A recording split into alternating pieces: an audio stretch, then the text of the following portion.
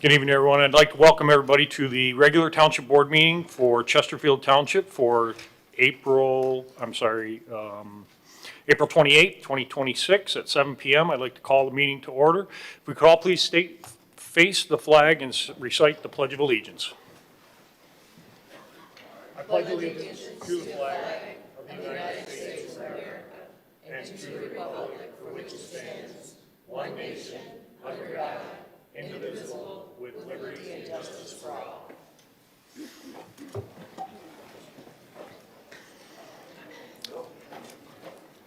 Deputy Niza, could you please call the roll? Supervisor Kersten. Here. Treasurer Elliott. Here. Trustee Anderson. Here. Trustee Hornberger. Here. Trustee Joseph. Here.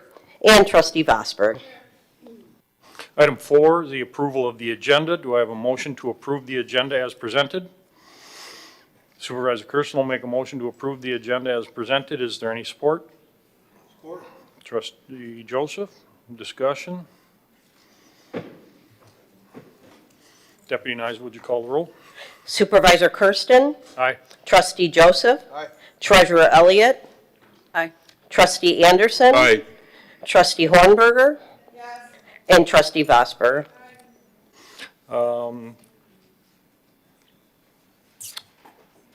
Item 5, presentations. We have no presentation scheduled tonight. We'll move to item 6, department reports. We'll start off with the clerk's office.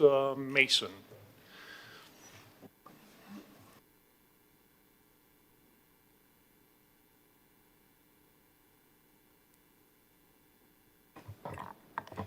Good evening. It's been a while, so hope everyone has been well. Just want to touch on a few election things and a couple updates from the clerk's office. First things first, we have quite a few people in the community, our precinct delegates, and the deadline for filing is coming up here in our office, so Tuesday, May 5th at 4 o'clock.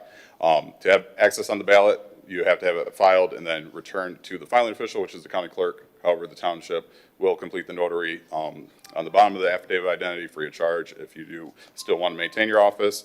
You also have the option to file as a write-in at your respective polling location on election day. However, your name will not be pre-printed on the ballot. So anyone ask about that, that is the facts there. Going on to the next slide here.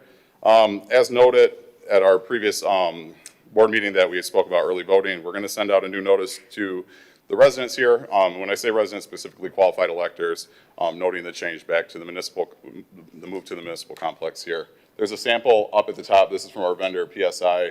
This is kind of what the city of Wyandotte went with, and we're thinking about the same thing. The size on that is about 6 by 8, and it will touch on the facts that the location of the early voting site changed, the hours of operation, which will be 8 to 4 for the 9 days that we are statutorily required to have early voting. Then a QR code to the election webpage with notices and other information. The cost on that came out to about $4,900 here. We'd be mailing out 19,000 notices, one per household. We leaned it out to make sure that notice was served to everyone, but we did it in a way that was respectful of the bottom line. And then the next slide here, going on to absentee ballot mailing and staying in the fact that we're trying to employ some lean practices in our office because, again, everything is expensive, and we have a fiduciary duty to the residents to spend money appropriately. We got rid of the absent voter application list where we would mail an application at each election and individuals eligible. We streamlined that. Now we have one permanent request on, and we will mail a ballot instead of the back and forth application, return mail, postage cost, then send a ballot. So we've been converting people over to this list since early 2024 with the presidential primary. We've had about a 91% return rate here on the conversion, but we still have some stragglers, probably about 2,200 voters. We're hopeful that we will capture them here with the August primary coming up, but that is all that we have on absentee voting. And then we are going to touch on precinct reassignment. So at the Tuesday, February 10th meeting, the board approved a recommendation for us to reassign election day voting from Higgins Elementary to Lance Cruz Middle School East. In compliance with ADA requirements for polling location accessibility, we walked it, discussed it with facilities, and it came to a mutual understanding that perhaps we should reassign. That is a sample of the voter cards that went out. These went out roughly in April, and April 25. Forgive me, the date on there is incorrect, but we're moving from Higgins to Lance Cruz. Lance Cruz Middle School is literally the backside of Higgins. So if we flip to the next page here, you'll see a map That is a walking path. The nice thing about Higgins and Lance Cruz is they share a driveway there. So when electors come, if they go to the wrong spot, number one, there's going to be signage there and the sandwich board noting the change with directional signage to go there. But they don't even have to pull out of the parking lot and come from Hickey. If they come in off 24, they can still get back there without any disruption. And then lastly, the big event coming up for us is our annual Shred Day. So that's going to be Wednesday, May 20th here at the municipal offices from 4 to 7. There was mention in the connection, the magazine that went out, that there was an alternate location. The services will only be available here at the municipal office, and we'll shoot that on social media to ensure the messaging is on point. But 4 to 7, 2 boxes per individual, and then we have a flyer with the do's and don'ts of what to bring. So don't bring anything flammable or explosive, just paper only, nothing moldy or of that nature. And that is all that I have. Thank everyone for their time. Thank you, sir. Just real quick, housekeeping matter. Clerk Berry is not present tonight. Assistant Deputy Niza will take her role here at the dais, and in a non-voting role, she'll keep the record. So I just ask that that be noted. Move on to item 7. Item 7 is public comments on agenda items only, and there's a 3-minute time limit. We'll take public comments on our agenda tonight. There is any.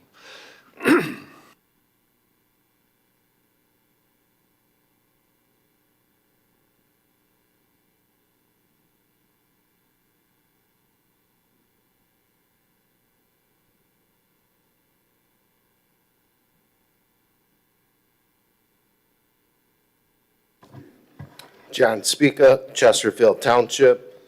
Again, I'm going to ask this board tonight to stop spending money and stop wasting our taxpayer dollars. This board is leading from behind on every aspect.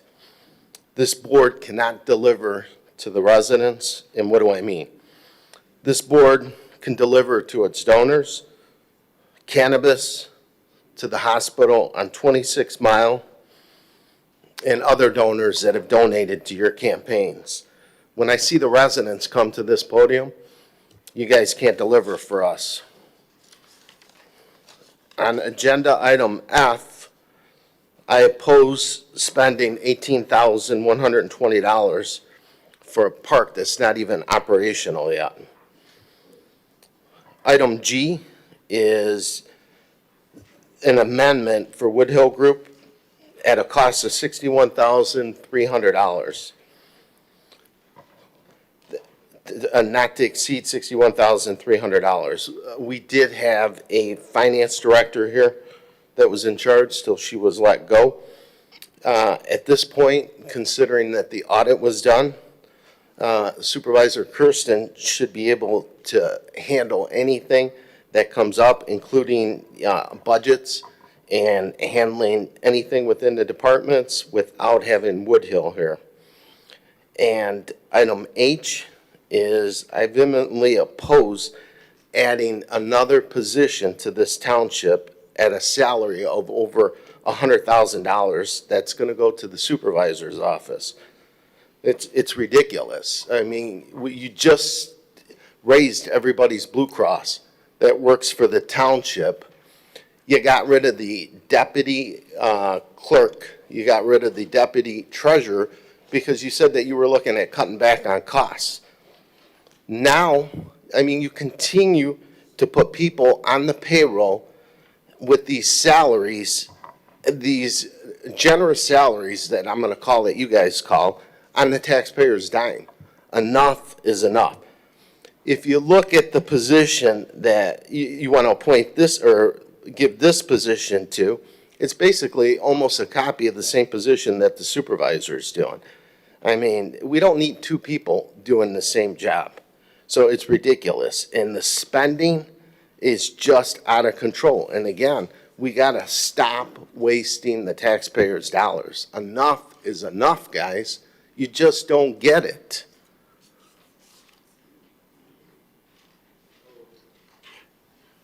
Any further comments from the public? All yours.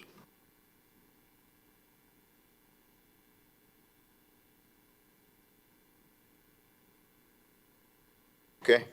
Good evening. My name is Andrew Bradshaw. I live in the Special Assessment District on Jefferson, and I want to address an issue I have with the assessment for the cost of maintenance to the pump station.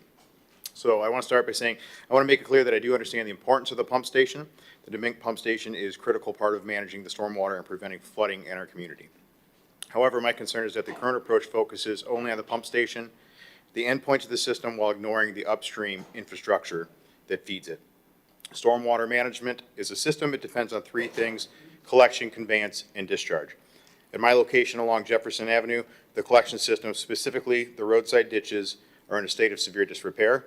Many of them are filled in and hardly functioning at all. I have personally contacted Macomb County Road Commission 3 or 4 times now regarding the maintenance of the ditches, and I have blatantly been told, no, they will not maintain them. Their reasoning is that, well, if we do yours, we have to do the entire road. To which my answer was, fantastic, please start. It's not a minor concern. We've had recent flooding events with torrential rain. We lost power, the pump station went down, basements flooded all over the community. The governor declared a disaster area for it. And I observed the water levels in the ditch rising to the same elevation of Jefferson Avenue. And that is what I was told by the road commission is, if it gets to the road, it's an issue, we'll come do something about it. And even after that, they did nothing. Okay, so this event demonstrated that the issue is not limited to the pump station, it's a failure of the entire drainage system. If water cannot effectively reach the system due to failed or non-existent ditches, then the improvements to the pump station alone will not resolve flooding for the residents. In other words, we're being asked to fund the final step of the system that is not functioning properly at the beginning. Before moving forward with a special assessment, I believe there needs to be a clear, coordinated plan that addresses the entire drainage system, including the upstream ditch network. At a minimum, residents deserve transparency on whether these ditches are a part of a maintained system, who's responsible for them, and how their condition will be addressed alongside pump station improvements. Without that, I'm concerned that the residents will be paying for improvements that do not meaningfully reduce the risk of flooding to their properties. That's all. Thank you. Thank you, sir. Any further comments from the public?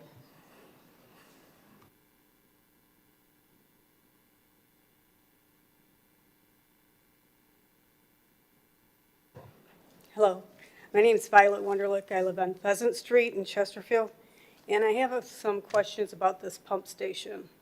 I was reading on the Macomb Daily that we're approved a $4 million federal funding to repair or replace that pump station, and I'm just wondering where all that money went. Anybody? So the format is we'll answer all your questions, we'll write them down, and at the end of the meeting, we will address each one of them. Okay, great. Just so you Then- know, the repair, I think, was about 12 million. What's that? The repair was total 12 million in Okay. excess. So I also want to know what happened to, I guess my question is, why can't you pull these funds from other entities to pay for this pump station? You took away our fire station over there because you said the building couldn't be maintained, and so they tore it down. So you're no longer paying for that building. You're no longer paying for the firefighters that were in that building. So I want to know why that money can't be allocated.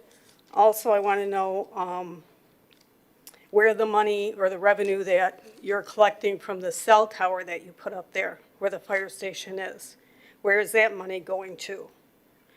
And with all these homes, these new homes that are being built, you have all those tax dollars coming in. And why can't some of that tax money or the builders help pay to maintain this pump? Also, why is it seems like this is a community, and so why are you separating people by having them pay these assessments? You have senior citizens that have lived in these communities for years. You might have a couple that's all they're living on is their Social Security, and one of them passes away, and that's half their income is gone now. They can't afford to pay these assessments, and they shouldn't have to. It's a community. All the money should be pooled together, and all the money should be allocated. I've lived in this area for 26 years now, and they have done nothing for our area to improve it. We have no sidewalks. They're starting this pathway project. We have no way to get there. My son lives over on Remington Court. He has a 5-year-old that's going to be going to school at Mildred. He can't walk the sidewalk because guess what? At the end of the sidewalk is a big electrical box. They never continued the sidewalk to the school. I don't know who is accountable. I don't know who the township sends out to inspect these problems.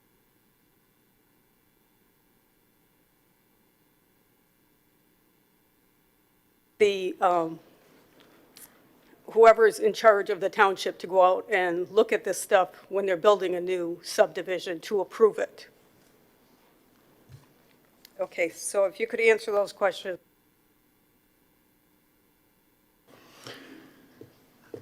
Any further comments from the public?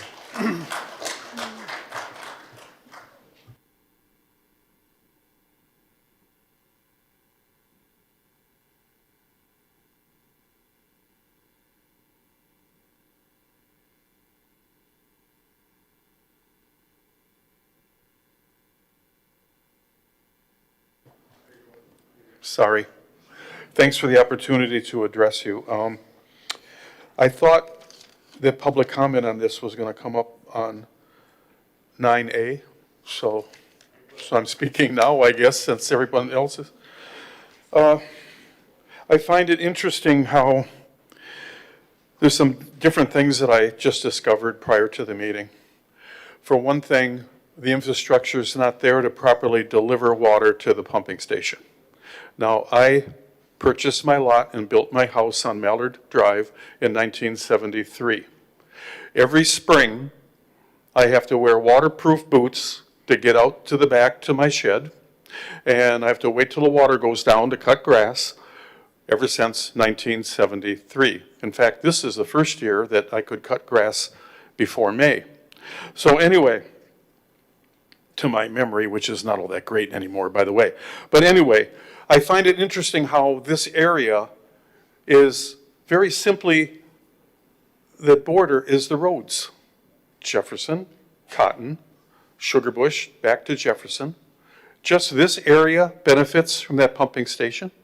What about the properties along the water? Now, I'm not trying to broaden it so more people have to pay the tax. I'm against it, period. Because to me, the property taxes we have should take care of this, especially in view of the fact that we are told that this system is flawed and we can't get the water to the pumping station properly anyway. So we're still going to have swamp property, wet property, everything else, and pay for it. It's also interesting to me, I just discovered, that not only do we have an assessment over 15 years, which is one thing, but then we're going to pay interest on it besides for 15 years. Is anyone out there at all defending the taxpayer? I mean, honest to Pete, you put stuff on houses. There's debate right now by some candidates for governor. They want to get rid of the income tax. Well, that's a wonderful thing, but you have to make income to pay an income tax. Property owners have to pay for Detroit projects, all kinds of crap that's thrown on our property, and it doesn't matter if you can afford it. It don't matter if you lost your job. It doesn't matter if you're in a fixed income. Our property values keep going up. What's that inflation about? That's government inflation. They cause inflation. And the prices go up, our taxes go up because of shadow tax, you might say, the inflation thing.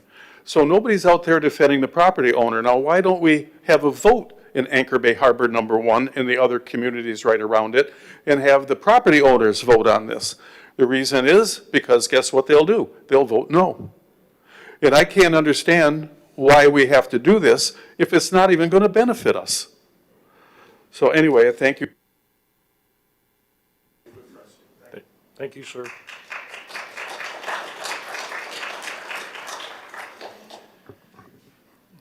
Any further comments from the public?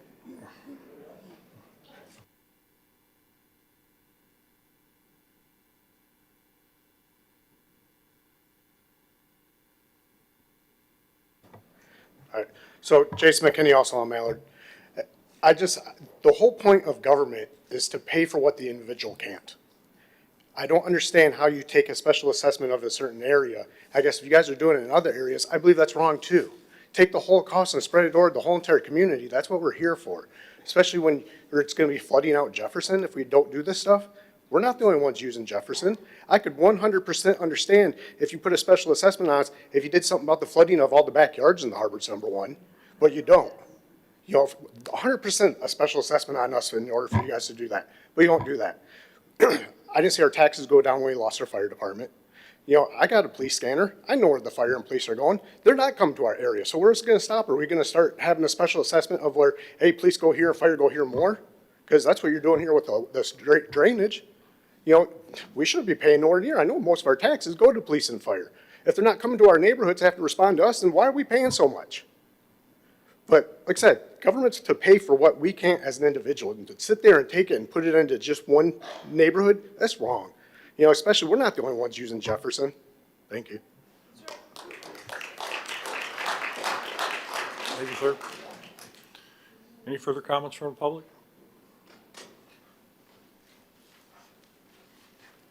Hi, I'm Sandy Gendro. I live in Bay Court Estates, and I'm part of the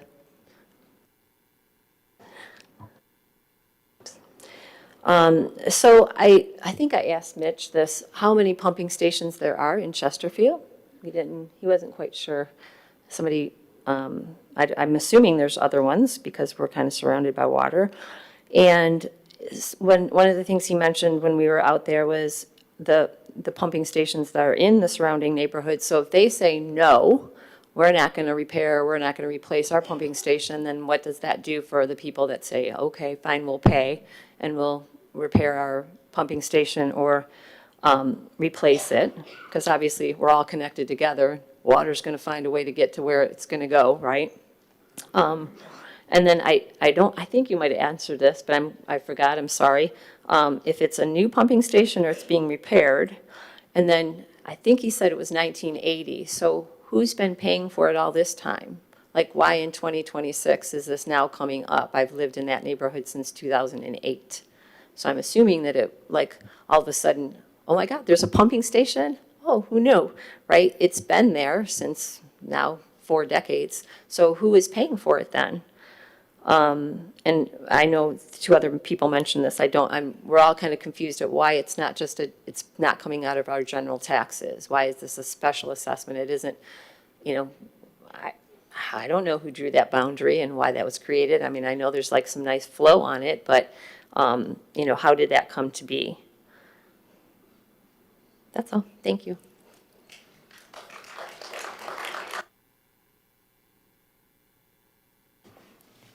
Any further questions? Come on up, sir.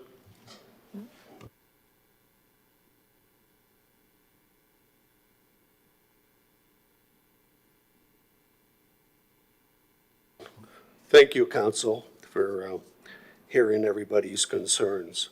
I'm Steve Spangler. I live in the Bay Court Estate. First of all, I'm a little confused here. Estimate.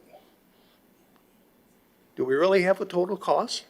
Or is this just something that we threw out? Estimate. I like that. We don't know what total cost is.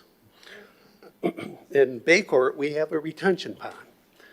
Now, our homeowners association tells us that we have to pay another special assessment to maintain that retention pond. So now I'm paying for the retention pond, and now you tell me I'm gonna pay for these pumps, which I find unnecessary for sure, but I find it disturbing that you people let all the monies go for the build, and nobody thought, we need new pumps. Bingo. Amazing. You took all the money, you put it into that structure, but nobody said, no, we might need some new pumps. So the money that you're talking about assessing doesn't seem like a lot unless you live on Social Security, and then you want to charge me 1% more. Shame on you. Shame on you. That's appalling. I'm sorry, but it is. We're already paying tax, and now you want to charge me another percent? Come on. You got to be kidding me. Anyways, that's a little bit of my concerns, and I hold nobody ill will here. Thank you for listening to me. Thank you, sir.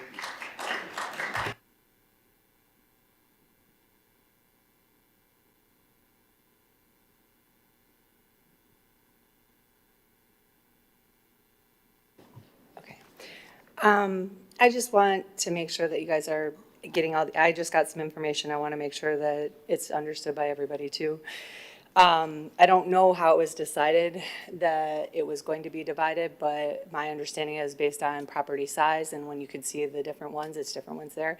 However, the drainage that we actually are receiving for the larger property size is not, there's no more drainage for anybody who has more property size, so I'm not sure why that part was happening.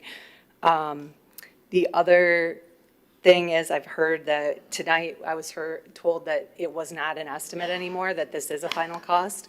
And that was stated to us by people that were answering questions, so I just want to try and make sure that this is it, this is going to be what it is. But I also heard that there's maintenance. So to me, maintenance means that this is going to be not just today, but we're going to have to continue to maintain it. So I would also like some answers for that. Thank you.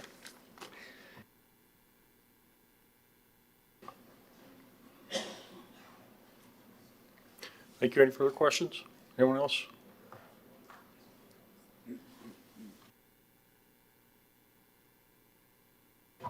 Are we live? My name is William. I live in Bayside Commons, and my questions are about how the accounting will be handled. If we don't pay up front, then we'll be charged a penalty, in essence. Prime rate plus 1%. What happens to that interest? Does that go towards the maintenance? And if we do pay up front, that's money that you're not going to have to disperse until year 5, 10, 15. Will that money accrue interest? And will that go towards the maintenance? Thank you.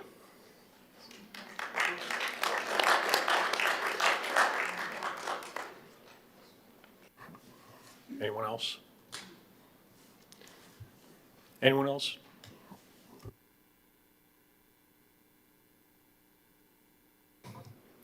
James Locke.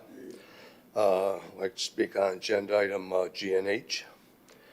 H, Executive Director of Administration. $108,000 a year job, plus computer, plus cell phone, plus medical insurance and everything else. You're talking over $150,000 a year for someone to do the supervisor's job. He's already got 5 people in his office helping him. Now he needs a director to run his office. I mean, 150,000 there, If you don't want to do the job, you can't do the job, resign. Save us some time and money, And as far as item G, this Woodhill group, why don't you hire a financial director like we had before? She did the budget for you. She did everything for you. You're hiring this financial group to do it because you got rid of her because nobody will say why. But she's gone. So you hire this group. The only thing this financial group has done has increased our water bill, come up with money for the assessment, tax assessments, this little 0.7% or whatever it is. That's another little fee or tax. That's all this board has done for the last year and a half is add on. I know you don't add on taxes. You can't levy taxes, but you add on fees and administrative costs. We never paid for our water bill before, but now we got to pay for a water bill. It's all because of this Woodhill group. We got to pay for this pump station. Okay, all of a sudden, all these years that place has been there. All of a sudden now, because of repairs and everything, you got to make a special assessment district to pay for it. I bet you a Woodhill group is the one that came up with the idea of doing a special assessment district to make the taxpayers pay for it. Because you guys want to keep spending money. Yeah? We had a clerk, assistant clerk, and assistant treasurer put on. You guys said, the state's cutting back our money sharing, so we got to cut back on cut back their jobs. So they lost their jobs. But he wants to add somebody to do his job. Does that make sense? And why do we keep the Woodhill group? Isn't there anybody else? Maybe do it cheaper?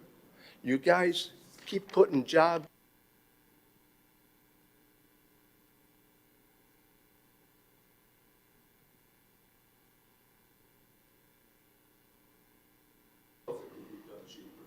Thanks, sir. Thanks, sir.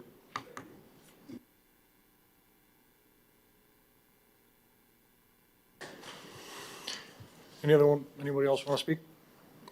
Anybody else? We'll move on to item 8, the consent agenda.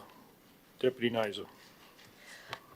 All items under the consent agenda are considered routine by the board and will be enacted in one motion. There is no separate discussion of these items. If discussion of any of these items is required by a board member, it will be removed from the consent agenda and considered separately. A, approve the minutes of the regular board meeting of April 14th, 2026. B, approval of the payment of bills as submitted by the Finance Department. C, approval of the payroll report for the week ending April 8th, 2026. D, approve a recommendation by Department of Public Services to approve requisition number 26-18271 for Watts Water Technologies, quote number 461190148947, and the amount of $7,679.64 for yearly access to their Synca software system for tracking, testing, and reporting of backflow prevention devices within the township's water system for the period of 6/1/2026 through 5/31/2027. Is there a motion to approve the consent agenda as read? Move to approve. Trustee Vosberg, any support? Support. Treasurer Elliott?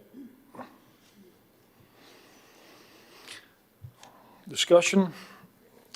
I have a motion by Trustee Vosberg, supported by Treasurer Elliott, to approve the consent agenda as read. If you would, please cast your votes. Results will appear once all votes are cast.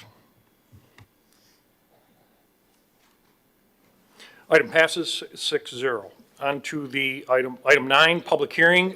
There is a public hearing scheduled tonight. Assistant Nyza. Conduct a public hearing on the establishment of a special assessment district for the maintenance of the Maurice Demink Anchor Bay Harbor Pump Station, the estimate of costs, and the term of the special assessment district. Supervisor Kersten will make a motion to open the public hearing. Is there any support? Support. Trustee Joseph. All those in favor? Aye. Opposed? Public hearing is open at 7:33. Mr. O'Connor. Good evening. I'd like to give a general overview, and then probably the questions will come to the board and then probably back to us. This is the map that was on display starting at 6 this evening. This is the original district from 1977 when the district was set up. The red arrows are pipes within the right-of-ways, and everything is piped to the Bay Harbor Pump Station, and then it outlets ultimately to the lake. All of the red dashed lines were built with the original district. I'm going to say 1980 is probably when it was finished. So the pump station and the red storm sewers, which are in county right-of-ways, was built in 1980. The areas where there's new subdivisions, Bay Court number 1, Bay Court number 2, Gigan Estates, those were new developments since that district was established and the pumps were sized. But those pumps were sized for ultimate development. So the pumps were sized for the growth that occurred. The township, and again, I'm going to use roughly 1980, is when it was built and probably in service. The township, starting roughly 4 or 5 years ago, began to, the pumps became in disrepair. The station really kind of began to fall apart. So the township began to replace the system, the station, to bring it back up to its 1980 standards. So there were 4 diesel pumps in there. There will be 2 diesel pumps and 2 electric pumps. The outlet pipe going underneath Jefferson, which is roughly an 8x10 elliptical pipe, has been rehabbed. The joints have been grouted and the pipe itself has been lined. There was some also repair to the inlet pipe coming in the first couple hundred feet. So the station and the pumps and the inlet pipe and the outlet pipe have been worked on and completed in the last 3 years, probably at a cost of about 10 to 12 million. Of that, there was a grant for, I think, 4.2 million. The rest was funded by the township, by the general fund. So this area is for the, you know, when a drop of rain falls and hits in this area, it ultimately ends up in the Bay Harbor pump station and is pumped out to the lake. In other spots of the township, you know, there's other drains and there's other ponds that benefit from their own ponds and their own drains. So if you live in a sub that has a pond that's not in this area, chances are you're paying to maintain and operate that pond. The township maintains 7 other ponds with pump stations. And we do the work and then we bill that district that benefits from that pond annually. So once a year, the people who live in those districts pay for those ponds. This area has been funded by the Township General Fund basically since it was built in roughly 1980. And then again, if there's questions that come up here, we'll come back and answer what we can. Just some quick questions, Mitch. The rehab of this pump station actually started in 2021, correct? Yeah, we did a study roughly in And 2021. the general fund, some of the residents have asked who paid for it. The general fund paid for this, the entire initiation of this, with supplemental funds from Congresswoman Lisa McLean of $4 million, and then an additional supplement from Senator Hertel that were allocated to this project. Correct, and that money was used to replace the pumps and to work on, you know, to improve the station and bring it back to what it was. Okay. The proposed assessment is moving forward. It's for to maintain the That's where I station was for the going. next 15 years. So we're not asking residents to go back and retro pay for what the 12 million plus that we put into it. We're just asking for operation and maintenance moving forward should this district be approved.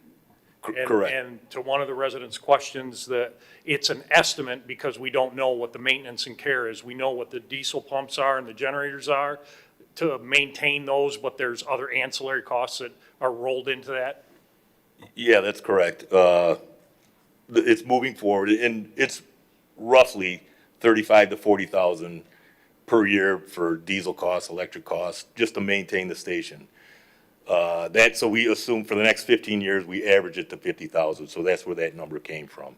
And it could be higher, it could be lower. We expect initially it will be a little bit lower, but then towards the end of, you know, years 10 through 15, it will probably be higher. Okay. Carrie, do you want to chime in a little bit on how the district was created and formed? So Mitch had given, the engineer had given us a district, and we took the total cost and established an assessment by area for parcel. In each parcel, cost per acre is $1,975 per acre. And we put a list together, taking that total of $772,500 and distributed the assessment per acre for each parcel. The assessment is going to be over the 15 years, so it's one-time payment on this assessment over the 15 years. Okay, trustee Anderson, go ahead. Yeah, the figure you just gave us, $17.95 per acre, is that per year or over the life of, That is the 15 years. or 15 years Yes. hypothetically? If it works out, it'll be divided by 50. We know it could go up and down, but, and again, the choice of making this a SAD is up to the property owners, the final thing, not, if I get that right. If they pay it up front, there's no interest, is that what you're asking? No, he's No. asking about the establishment. I don't know. Do you want to address the interest question that did come up? Yes, typically you have, every property owner has the right to pay the upfront and pay off the assessment with the first winter tax bill. Or the board will set an interest rate, and that they would have to pay an interest rate, usually it's 1% above prime, for every, on the unpaid balances due. Okay. Again, a couple other questions that came from the residents at the podium. There are districts throughout this township that are drainage districts. They're just not like this one, correct? This is a massive pump station at one of the larger scales, I think, throughout the county, if I've been told correctly, right? Yeah, most of the stations are affiliated with a pond. So Winchester subdivision has a pond and then a pump station. This doesn't have a pond. It is just the, well, not just, they're big pumps. It is the pump station. There's 4 pumps in that station. So there isn't a pond associated with it. So there are retention ponds throughout the township in various subdivisions and other districts that have been created, and those districts pay for maintenance, care, and operation, and we have done that throughout the development of the township, right? Yeah, if it's a condo development, which since 2000, most developments are condos, they have a pond, the association pays to operate and maintain that pond. Then the people who benefit from that pond pay for that pond. There were some ponds in the 90s, 7, that the township operates and maintains. And annually, we come in front of the board, there's a public hearing, and then we spread the annual cost for that pond and for those pumps. So if a pump fails at the Winchester station or the Tippin Court, the district pays, the people who benefit from that pond and that pump pay for that improvement, that maintenance. And again, those hearings we have once a year. Those public hearings for those districts we hold here, was it? October. For the multiple districts that are throughout the township come in, and we have a public hearing, pretty much like what we're having tonight, where the residents come in and ask, and we justify what the charges are and why we are doing what we're doing. Just a couple of questions I just want to fill in. This pump station, the history was, the district was never really established. It was established, but then not followed through with back in 1977-8, based on our records. Yeah, there was a public hearing like this in 1977, and there was a district established, and there was a one-time assessment, I believe $125 per property. And it may have covered the engineering costs for the initial district, but since then, no other assessments have taken place for this project. And based on our mathematics here, it costs about, we spent about $35,000 in general fund money to maintain this pump since that period. Yeah, 35 to 40,000 to maintain it, but eventually the pumps failed. Correct. All 4. We've replaced and updated the pumps, and they have about a 30-year life cycle with normal, with normal maintenance. They should last 30 years. Okay. I want to go in a different direction. One of the residents spoke about roadside ditches and drains. That has been the bane of our problems here for the last 4 or 5 years.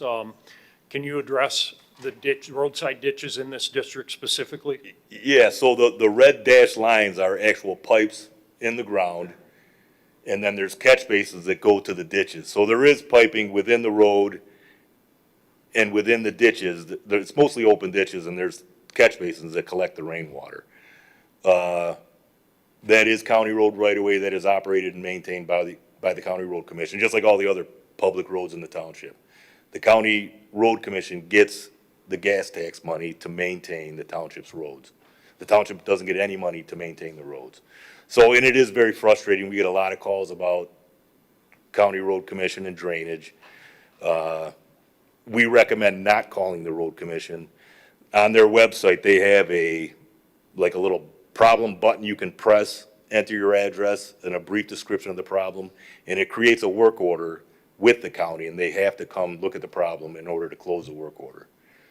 So we recommend, as opposed to making a phone call, which sometimes just kind of gets not addressed. And roadside ditches and county drains has been one of the issues we've been dealing with here for years since the high water event that we had.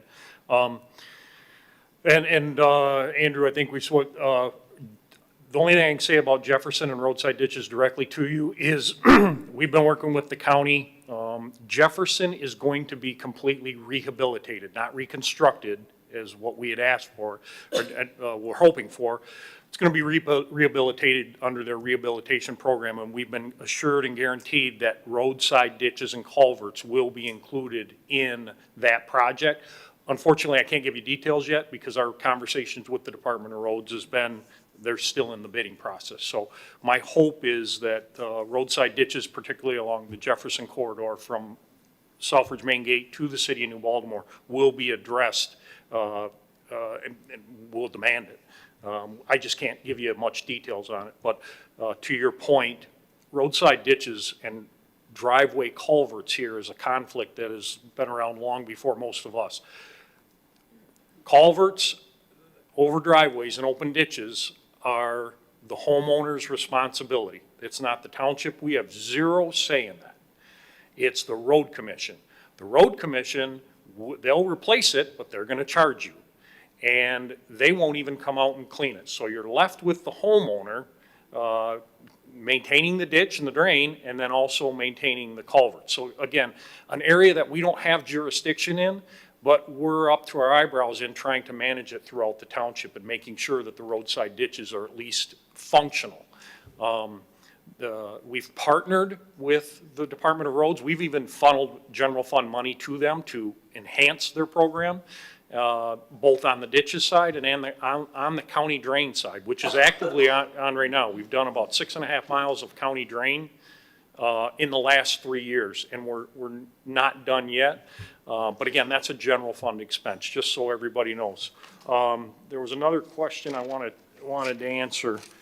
Can you address the resident that said he's paying for a retention pond in Bay Court sub, but also paying for the district?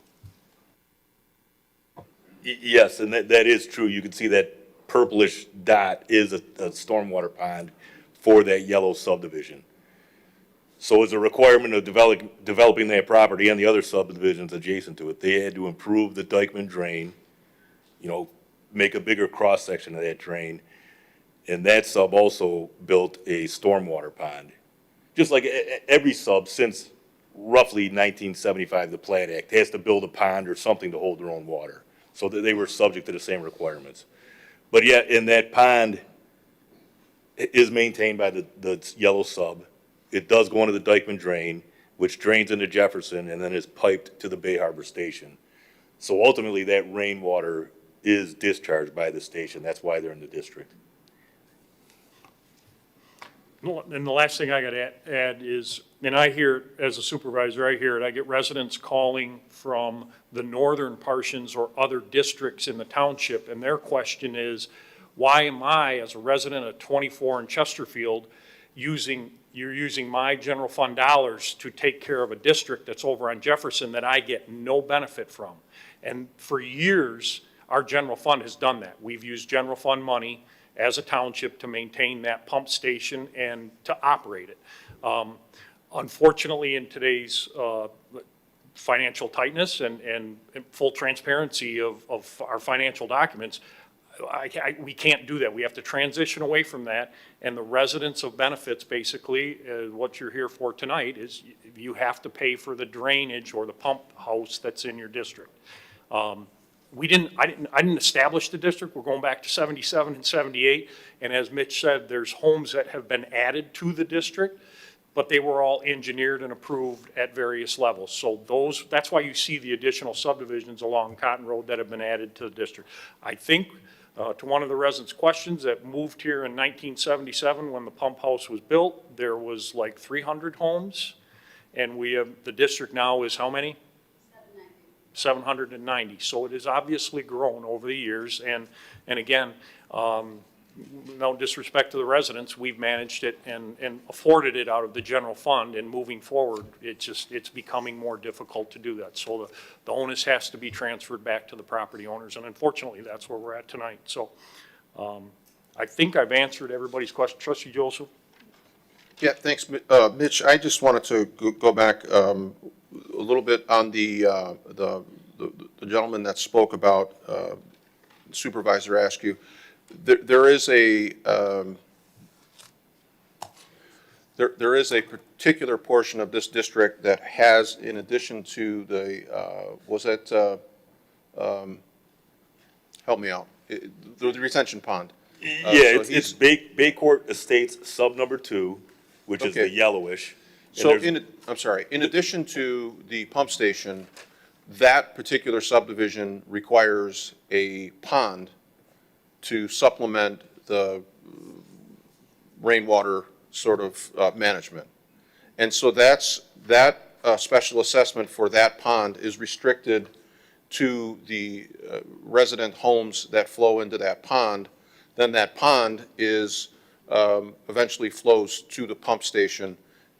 Hence, there's added problems with water remediation there. So you got a pond and the pump. Are there any other neighborhoods, ponds that flow into the pump station other than what's been identified on the map? Not that we're aware of, but between 6 and 7, some residents did point out on the, I'm going to call it the south side of Jefferson, has stormwater private systems that go into the Jefferson drain, I'm sorry, the Jefferson right-of-way, which probably go into that station. Yeah. So there might, and I don't know, we would have to go out and interrogate, private stormwater systems to see who's actually additionally benefiting. On the south side, the other side of Jefferson, where does that water, in theory, where is that supposed to be going? In theory, it goes to the lake, right to the lake. So anything on the water side of Jefferson drains into the lake. There's not a formal pond or pump. Just naturally, it drains into the lake. Yeah, Right? yeah. Okay, so to go to a few of the comments, Ms. Wunderlich made the connection, and she asked specifically, the 4 million, where did that money go? It went right to the pumps. It was enhanced, as the supervisor indicated, with some additional grant monies that came for the overall repair of the pump station to the tune of about 12 million. The fire department did not result in a reduction of personnel. There was no money to save from the closure of the fire station. That equipment and those firefighters were reallocated to the other 2 fire stations. The cell tower revenue goes directly to the general fund.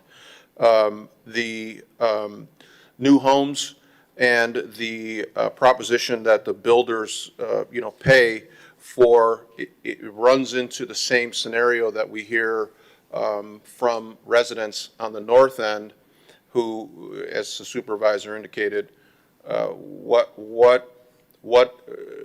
vested interest do I have in obligation for rainwater mitigation on the south end? I have my own pond in my subdivision that handles mine, and they were likely here in October talking about the maintenance of their storm water mitigation system. This is obviously the largest special assessment district in the township, and the most expensive. Thankfully, it's spread out among substantially more properties. The questions about, it seems as though the township is sort of parceling off, is not an exercise in segregation so much as it is the shared responsibility of stormwater management. The supervisor, I think, took this on after the, we got 2 100-year rain events, kind of back to back. And when we started looking problems in the township, we found that we had really neglected the maintenance, or I should say the neighborhoods where these subdivision retention ponds were. We really had a ill-maintained system. And I think looking at them one by one, and then doing a deep dive on the cost of each of those and calling the individuals who benefit from that particular pond forward to say, this is the cost of maintaining your subdivision.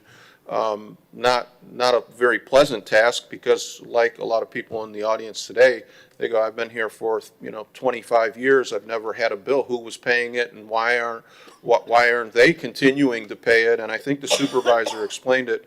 I have been in support of every single special assessment district throughout these public hearings.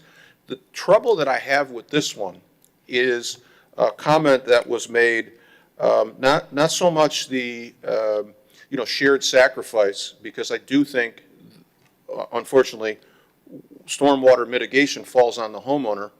The problem that I have with this particular district is, it'd probably get me in trouble with the county, but I'm going to tell you, there is a shared sacrifice because this particular district encompasses a major roadway.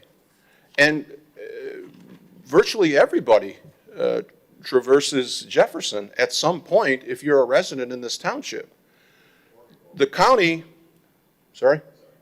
That's okay, because Mr. Bradshaw was the one that kind of pointed it out in the beginning of this, was the rainwater floods out Jefferson. So we know that the county is responsible. In the same way that we say to the homeowner, you're responsible for contributing to the mitigation of stormwater in your yard, collectively in your neighborhood, and now this special assessment district. The county is responsible for water mitigation on their roadways. If another county road somewhere in the district perpetually flooded out, you would say you have to contribute some way to water mitigation. It's not safe. It's not safe when it rains to have these roads flood out. They know it. We know it. Jefferson is a huge part of this district, and the county contributes nothing to the resident. It's on the backs of the residents that live near that pump station. It's really not fair, and I respect the system that we've put in place to say that every neighborhood pays for their water mitigation. I think this district is a little bit different because they also have the maintenance of Jefferson, which we know is a county responsibility. The county should be contributing to this fund, and I have a real hard time passing it on to say, well, it's the county, we can't really do anything about it. They should be a part of this special assessment district or designing their own system to mitigate water off of Jefferson. Every resident in this township benefits from Jefferson being safe, and therefore I think that the township responsibility to share the cost is balanced among the whole township. We all have a vested interest in making sure Jefferson is safe. This pump station is the only mechanism to provide that. The county won't pay. I think that's a hit that the entire township needs to collectively share, not just the residents that live near this pump station. Thank you. Trustee Foster? Thank you, Mr. Supervisor. I wanted to address, at least one person talked about new homes and so new tax dollars. And while this isn't directly related to this district, what happens on our tax bills is the millage for the township general fund is 0.7466 is the rate. So if you live in a home with $125,000 taxable value, your taxes are $93. So while we hear about these people in these new homes, these $500,000 homes and higher, and their tax bills are $5,000, $6,000, up $10,000, only 0.7466 of that comes to the township.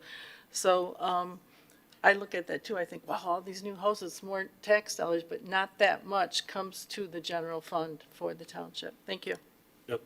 And Trustee Joe, just to follow up on it. So back when this started, we did meet with Candace Miller. I wanted to wash my hands of this and say, Commissioner Miller, please take this over under their Chapter 20, and that's their formal acquisition of it. And great person, she's understanding, and she said, well, you rehab it back to original specs, and we would be more than interested in taking over and operating it. And, but we are going to impose a district on it and manage it too, because they won't operate it with county funds, similar to. So then we went to and had conversations with the Department of Roads and the leadership there and said exactly what you said. You know, there's the road, the water runs into the ditches, and the ditches, who controls the water? And their position was that's true across every road in this county and every township district that you have established. And great argument, great position, but thanks. And we were left at that. So it fell back to us as again, trying to do the right thing and make sure that people's basements weren't flooded when we had heavy rain events. It was left back in our hands to operate. After, again, discussions with Mitch and internally here, it's just, listen, we might as well just take this on ourselves, see what kind of federal dollars we can get to help offset the cost, and try and take a logical approach to at least managing and mitigating it with the full understanding. Nobody is joyful about imposing a tax or a fee or whatever you want to call it to manage this pump station or anyone throughout the township. So we're kind of left up here. This isn't comfortable. I don't enjoy it. I don't enjoy adding fees to residents, but unfortunately the pump is there. And just a side note I want to add on, one of the first challenges we had originally was that 83-inch elliptical pipe that ran under Jefferson. That was on the verge of collapse. We were looking at a major catastrophic event there for Jefferson for us. Not a 15-mile road, but an issue that had to be addressed right off the bat. So the clock had run out, which leads to where we are here today. Not a comfortable position to be in, but the pump does have to function, it does have to be operated, and it does have to be maintained. So, sir, if you want to come up to the mic. Yeah, I just had a quick question about the cost.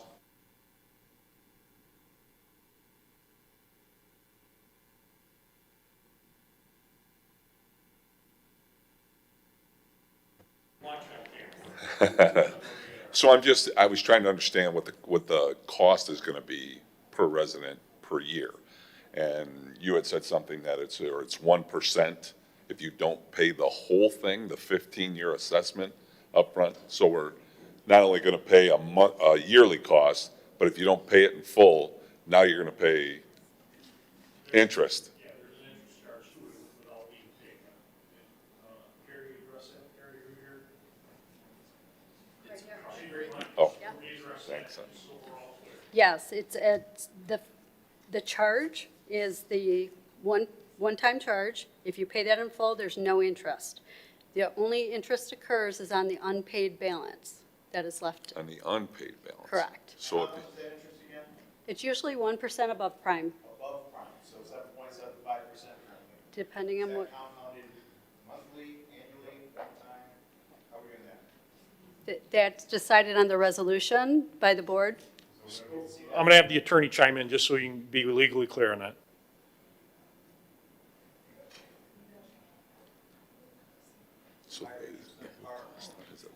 The actual interest rate will be set by the township board if the township board goes forward. That will be done months down the road. It can be 0%, 1%, 1% over prime. But like Carrie said, it's generally 1% over prime. But that is at the discretion of the township board. I have a spreadsheet back here. I can help you find the cost. I was here, I was available to others to get their cost. That's okay. We can go over there and we can look at it. all right, perfect. Because I just didn't know. So we're going to pay interest on what's left over. So if you just make the one-time payment, you're good. But if you only pay your $70, $80 a year, whatever, you're going to pay interest on what you owe as opposed to. It's unpaid. That's quite steep. That's quite steep.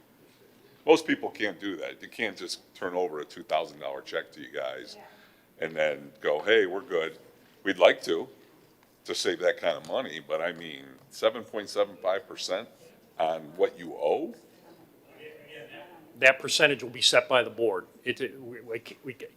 We're using that number now, but it's, if the board approves the resolution, then that is the next discussion that we'll have, is what that interest rate can be.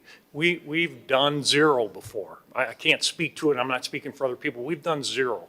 Again, understanding you're that dynamic, we get it. We're not here we're not in the money-making business on this SAD district. So to your point. I get it, I just feel like it's a little excessive, you know.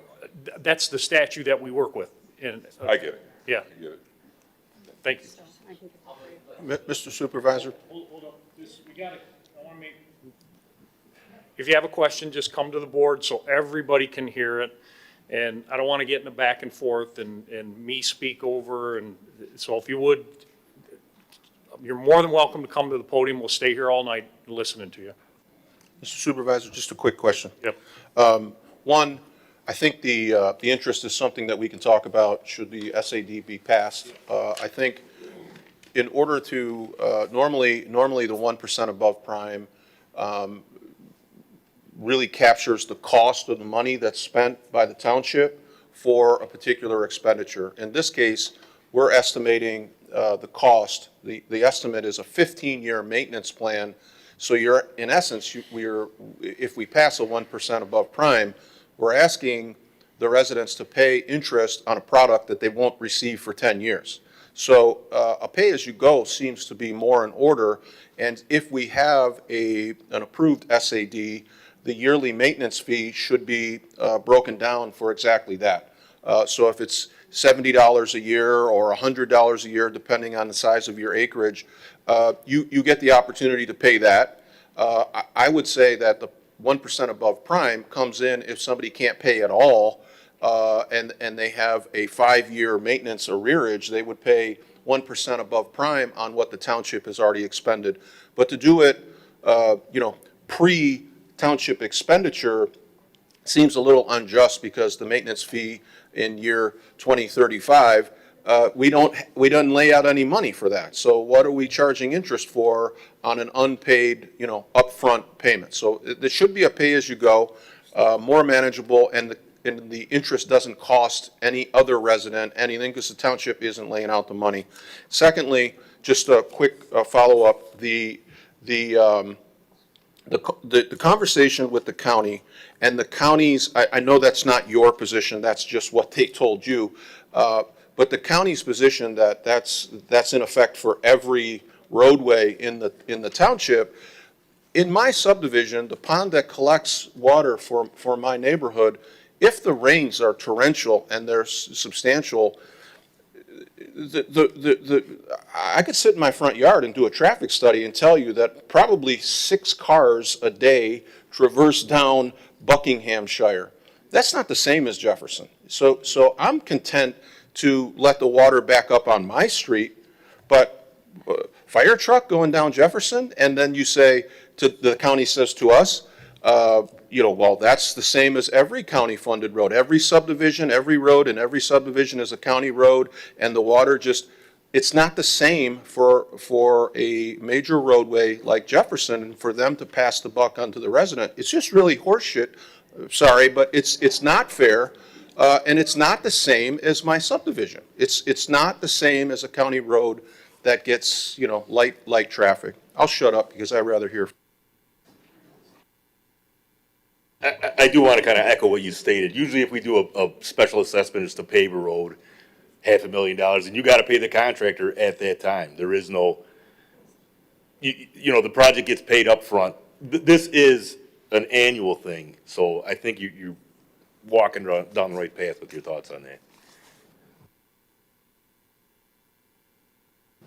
Thank you. I want to thank you, Mr. Joseph, for looking at things so logically. I just want to make a couple quick comments because of things that were said, if I may. For one thing, I don't like the divide and conquer thing. I thought we were a community. Chesterfield is a community. It's a general fund for the community wherever it's needed. And I know, speaking for myself, I know I live in this area, but if somebody had a need in the other area of the community, I would think nothing of it. So where does general money come from? Does it not come from property tax? Also, one thing was mentioned, I wish I could, My hearing isn't that great, so I don't know the exact figure, but somebody mentioned that in 1977, how many homes are in that area?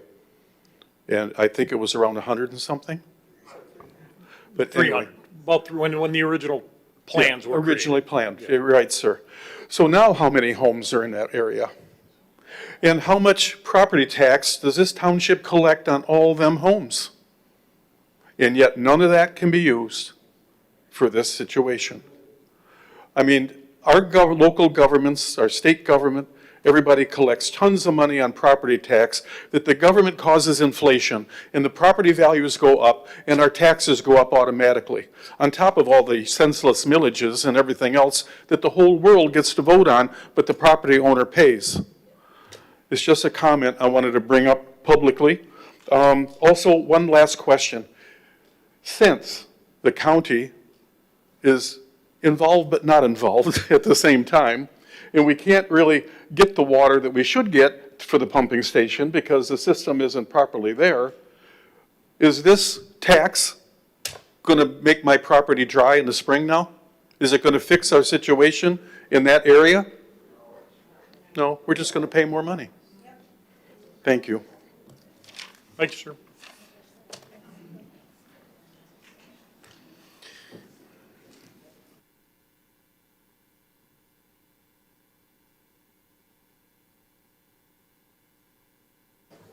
I have a question. I'm trying to understand the difference between the county's responsibility and the township responsibility. You said that, or somebody said that, you had to replace the sewer under the road there at Jefferson. Are you talking about like over there by Sugar Bush and Jefferson area? No, Where when they I were was, working I on think last year? my comments, there's a discharge pipe coming from that pump station. There's an 83-inch discharge pump that comes out through the front and then goes up along the side of Jefferson to the drain right there, right at the bridge. Okay. That pipe is the discharge for those pumps in that, that station. But does it go under Goes Jefferson? along, Mitch went alongside, right? When we replaced it this year, go ahead, you're the expert. It is under Jefferson. It runs, parallel to the road from the pump station to the county drain. I think it's a Meldrum drain. There's a wing wall right there, and that's where that outlets. Okay, so Jefferson is a major highway. It's important because it, all of our emergency access uses Jefferson. So why can't the county chip in some money for that, for replacing that? Again, they've been asked, we've had conversations with them, and they're out. That's our pump station. We built it in 77. No, I'm talking about replacing the piping you said along the road. It's already done. That pipe has already been fixed and repaired, and we paid for it. Right, but the county can't reimburse us for that? This is a township pump station, the way they view it. It is not theirs. It was built by our forefathers. Okay. Also, there was a comment made about the money, the revenue, tax dollars coming in for the new homes, and you were saying that the new homes pay a lot more taxes. Well, that's true, but that's a lot more money in the general fund, too. So I still don't understand why all of these things that I brought up that are creating revenue can't be put towards this.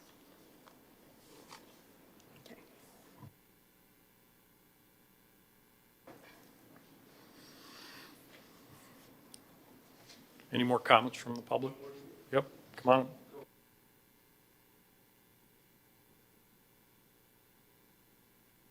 Township, when they developed the sub, required us to have a pond, retention, detention, whatever the case may be.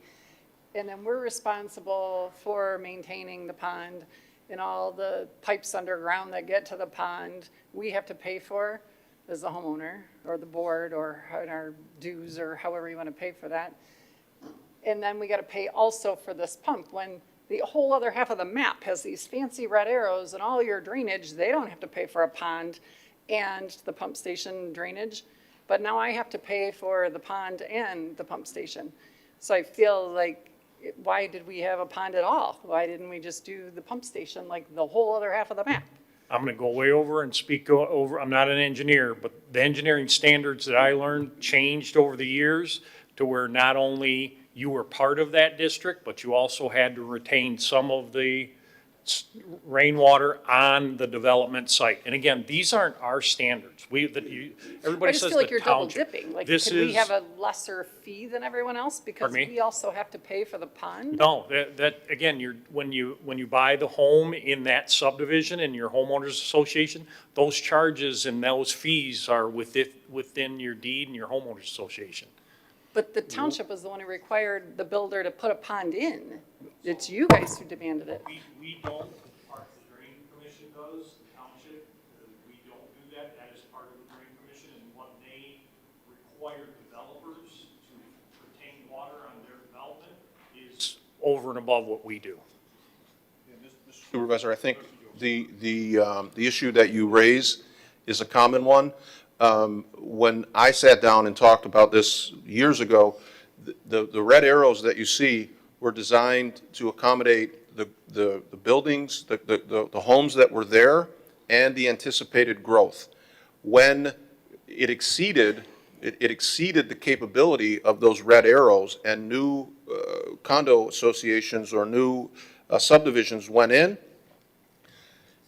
they couldn't just simply pipe into the red arrows because it would have overwhelmed the system. Like there's no mechanism to based on engineering standards. So for you, when that subdivision was created, there was a supplement to the existing drainage, the stormwater mitigation plan, and that included a pond. So you pay extra because when you bought in and when the developer built, they were told that there would be no way to patch into the red arrows without the addition of the pond. So who pays for the pond? The people in the north end, the people in the pond is pretty ironclad, and you'll see that in if you were at any of the hearings for the subdivisions that have only a pond, you would see that same kind of conversation. You built in an area that was close to the pump station. You couldn't just directly go in.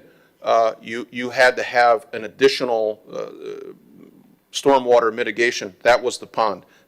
It seems an awful lot like a double dip, but the pond will not eradicate your by itself. The pond can collect it, and then it gets it to the pump station, but the pond will not keep you dry.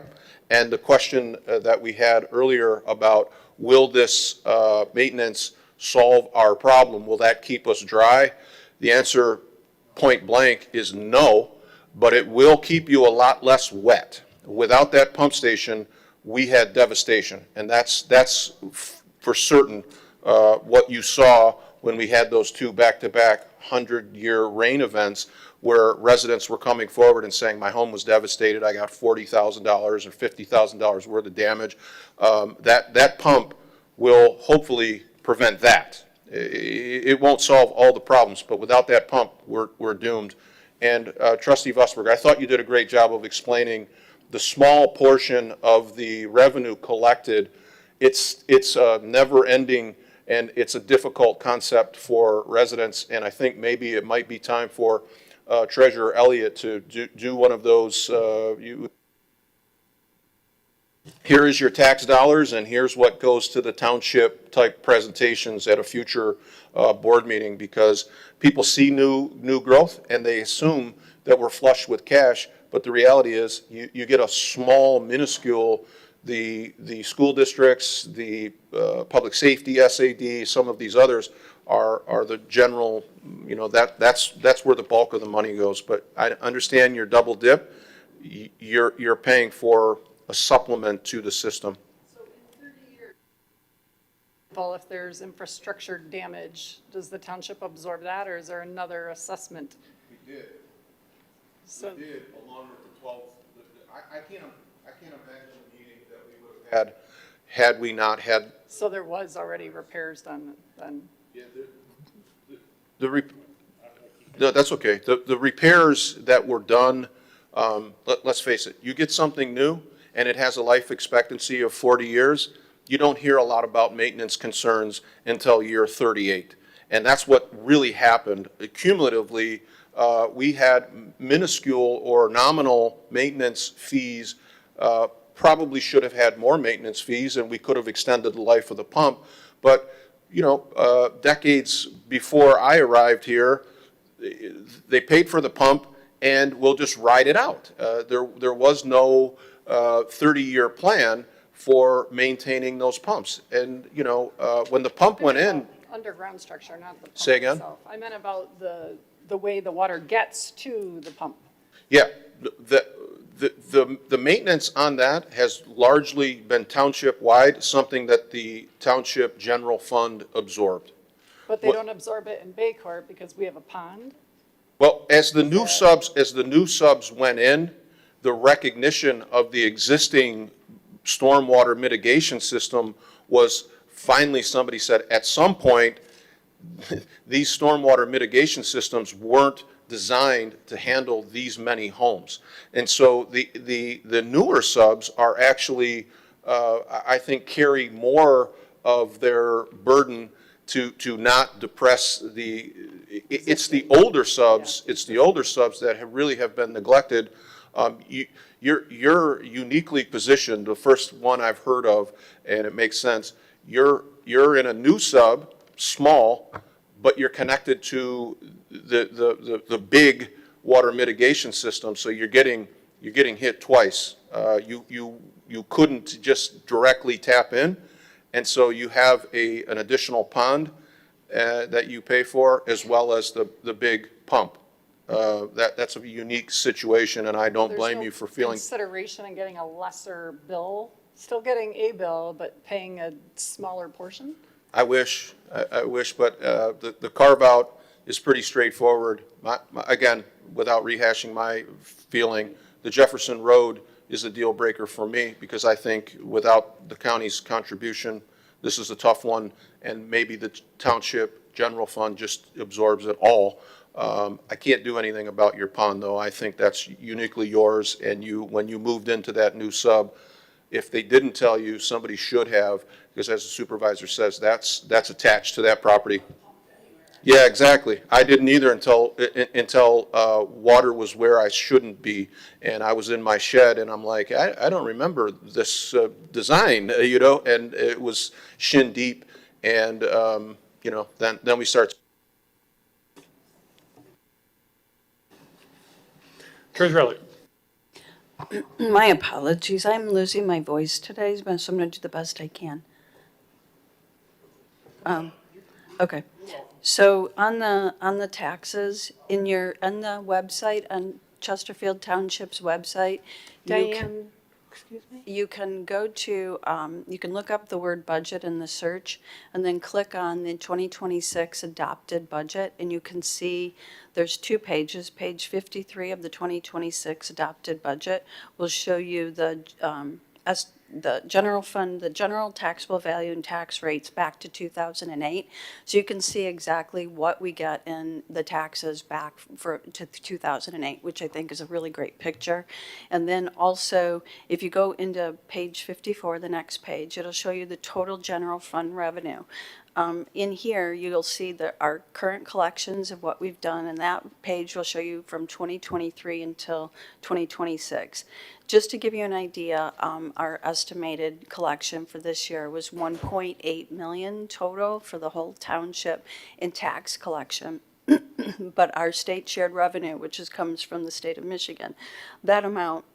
And when you look this up, it's very important. I'm going to call it state shared revenue, but it says combined state taxes on the website, and you'll see how that has been reduced from 2023 until 2026. And so, although that the taxes, property taxes increased by a couple $100,000, the state shared revenue decreased by about the same amount over that year's. So unfortunately, I think that's what the supervisor is trying to get at, is that is one of the things where you're saying how much is in property taxes. So you're running an organization to run the township at, $8 million is combined to do all of the things that we're talking about doing. So I think that's where the difficulty is looking at the taxes and why the township went for grants to help fund this, and the grants came both from federal and state level in order to help fund these repairs. There was another thing that was mentioned, and it was we're bonded quote on the interest rate was prime +1. However, on this particular project, I believe it's similar to some of the other projects that we did. In the last few projects that we did, we charged 5% interest on them, which was basically to replace for when we're paying for that work to be done, we're taking that money out of the general fund, and that's about what we were getting in interest on that funds as we are investing it, and so that was just a matter of replacing that for the SADs. Again, that is up to the board to approve. However, there is a limit of 8% that we can charge max, so if it were prime +1, we couldn't go over 8%. So just want to clarify that, but that's a discussion for later. And also, Mitch, I do have a question for you. Are these estimates, can you provide some clarity? Are the estimates based on work that's not done? Not being done? Because we've never done that, and I'm not entirely sure. And Steve, you're here. You could help with some of this stuff if you're willing or prepared. But we're going to be charging for work not done, or did you clarify that for me? Or is it you're going to get the work done and we're just estimating what we think the cost of that work is going to done, but we're not going to be charging for work that's incomplete? Yeah, the estimated cost is $50,000 per year. That's that's annual maintenance moving forward from when the pump station gets fully rehabilitated this year. It's based on historical information of maintaining the station. So it's not like a typical, like when we pave Fortin or Edgewater, we would pay up front the contractor $400, whatever the cost of that project was. On this project, we're not paying a contractor up front. It is annual maintenance for the next 15 years, estimated at $50,000. So there is no cash up front that the township is taking out of the general fund to pay for this.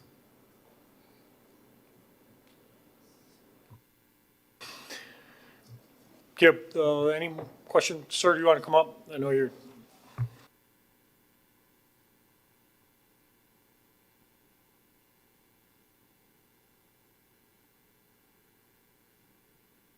On the fees that they're charging for the special assessment, this one-time fee, I think if the council does decide to approve, that we need to stretch this out on an annual basis. It's a lot of money for folks to come up with all at one time. And interest, you don't pay it, pay the interest. But if you pay your annual bill, it's like your taxes, you pay your annual bill, you should be fine. Why should we come up? And the other thing is, what happens if we sell our home? Now what? Yeah, transfer, that could be a deal breaker. And the end of the deal, with your contractor or your real estate guy was like, oh, now I got to tell the guy he's got to come up with another $1,000 or something. That may not make the deal. I don't think that's fair. So that's. I'm not a realtor, but I think the realtor knows they disclose the taxes to the buyer or seller. So Yeah, homeowners or whatever, but there's going to be another fee. totally understand your position, just trying to. Yeah, but consider doing something other than one-time payment. I mean, that's a lot of money. Social Security, that's all we got, guys, come on. All right, thank you.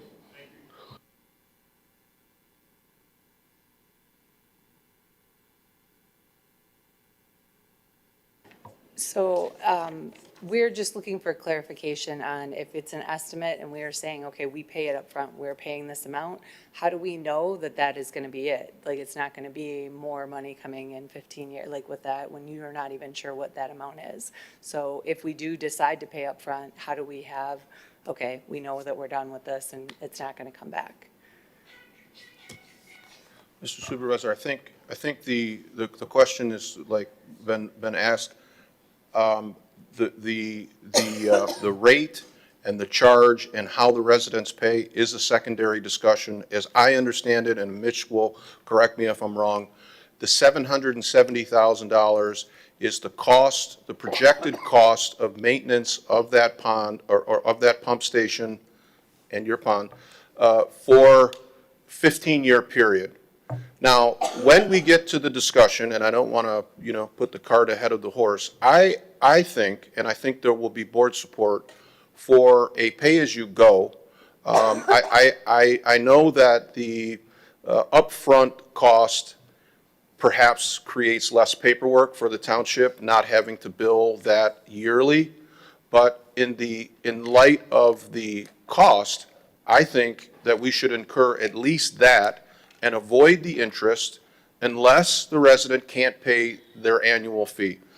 $75 a year is a lot different than, $1,000 plus for a 15-year expenditure. I don't particularly like paying for things that I'm not going to use for 15 years, and I don't think you do either. So when we get to the place where we talk about how we structure the that's assuming the board passes the SAD.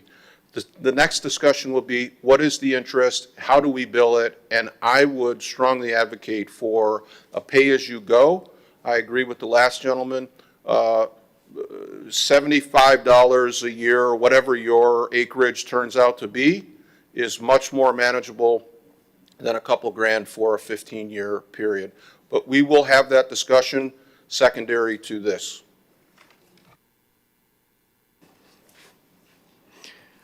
Any further questions from the public?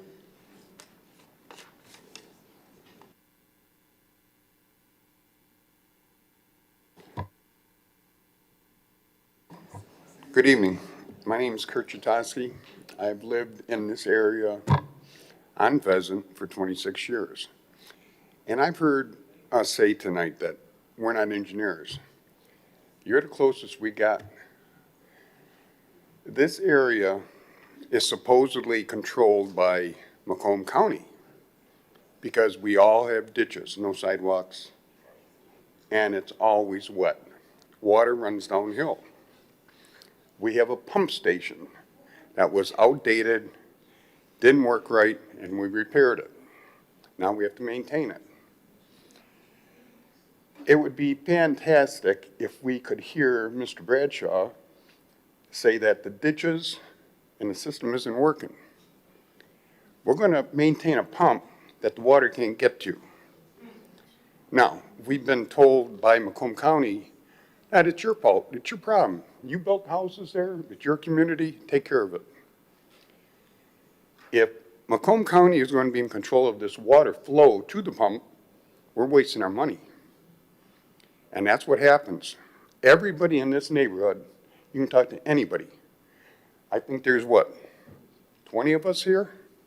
Everybody's backyard right now, we can't cut the grass because it was originally designed for canals and we couldn't afford to put the bridges across Jefferson. This is a city problem and we need your help. We can't do this. We don't know who to talk to in Macomb County. Macomb County controls the ditches. The ditches control the water. In my ditch, we have a storm sewer, sticks up about 4 feet. When the water gets 4 feet in the ditch, it goes into the storm sewer, and it goes to his pump. Now, the water in my backyard never gets to the ditch. Anybody in that neighborhood has flooding problems. And when the pump stops, Jefferson sees it. That's the only time we did something about it. We need to look a little bit more closely at what we did before 1977 and up to today. Yes, we're building new houses. We have diverted the water. We have not taken care of it. This is not just a cost issue. This is a real issue with water. We live so close to the lake, but yet the people on the lake don't use the pump. I wonder why. Does Jefferson stop the water? That's all I have to say. Thank you, sir. Any more comments from the public? Any more comments? Motion to close the public hearing? Motion by trustee Joseph, supported by trustee Anderson. Close the public hearing. All those in Supervisor favor- Kersten? oh, I I'm just sorry. hear, There's an email to, yeah, the clerk's office just received one letter to receive and file on the behalf of the Maurice Domingue Anchor Bay Pump Station. thank you, sorry about that. Motion by trustee Joseph, supported by trustee Anderson to close the public hearing. All those in favor? Aye. Opposed? Public hearing is closed at 8:35.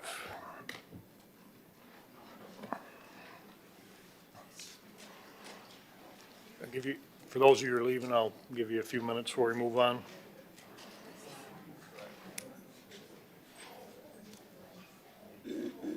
The residents that are leaving, I just wanted you to be aware, we are going to take this issue up right now. The issue that you came for will be voted on, and that's the next agenda item.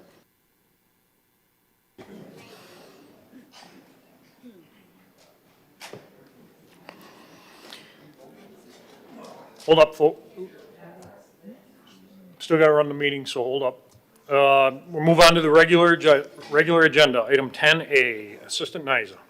Item 10A, to adopt Resolution 2026-13, Number 3, to create a Special Assessment District, SAD, for the annual maintenance of the Maurice Domingue Anchor Bay Harbor Pump Station, to proceed with the Special Assessment District and approve the estimate of costs in the amount of $772,500 to be spread over the term of 15 years. Is there a motion to approve? Supervisor Kersten will make a motion to approve. Is there any support? Support. Trustee Vosberg. I have a motion by Supervisor Kersten, supported by trustee Vosberg to approve. Mr. Supervisor? I'm sorry. That just, I don't have any intention of rehashing the entire public hearing. I just wanted to make one comment. I really do appreciate the way that you ran the public hearing. Residents sometimes come to the podium, they get an opportunity to speak once. This was a complicated issue, and your comment earlier, like, listen, we'll stay all night if we have to, because this is an important issue, and I want to make sure that people are heard, is the way that we should do business, and I really did like that. And unfortunately, our meetings tend to get bogged down because we don't have exchanges like this where people bring forward issues. We have issues that unfortunately become personal, and the podium is oftentimes used to launch personal attacks, and it really does shut down dialogue. That didn't happen tonight. This is an issue that people feel very strongly about, and I'm glad to have participated in a public hearing where everybody was heard and there was respectful dialogue. Well, 90% of it. We anticipate the usual, you're a crook and you're a bum and you waste things. But by and large, what we had tonight in this public hearing is what I signed up to be a trustee for. As it relates specifically to this issue, we have roughly an expenditure of $51,500 annually to maintain this pump. I think that there was compelling arguments that say Jefferson alone makes this a shared township issue. I propose, and I will not support this, I propose that we absorb the cost of this special assessment district, deviating from our past practice of the retention ponds in subdivisions because of the unique nature of this location of this special assessment district. It does, Jefferson does traverse this, and if the county won't, I think that the argument naturally and logically is Jefferson is a major artery, and it is the shared benefit of the entire township. The entire township has a vested interest in covering the cost, and therefore I can't support this SAD. Understood. Understood.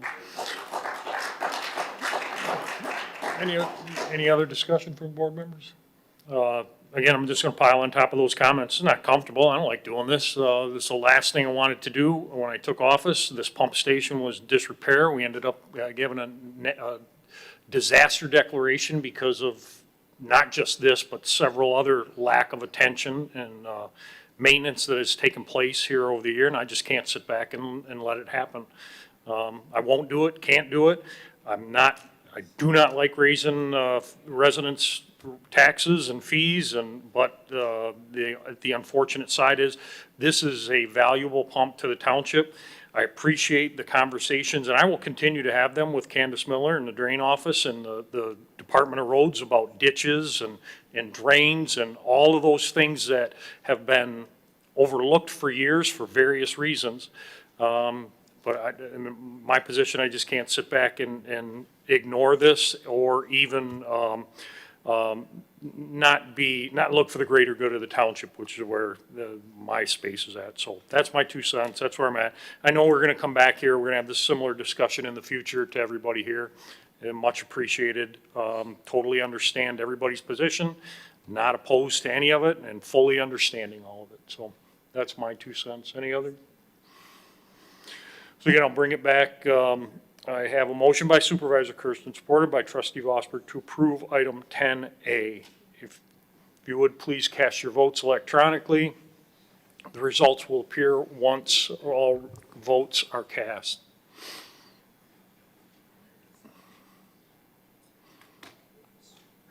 Item fails 3-3 tie. We'll move on to the next item, 10B. Assistant Niza.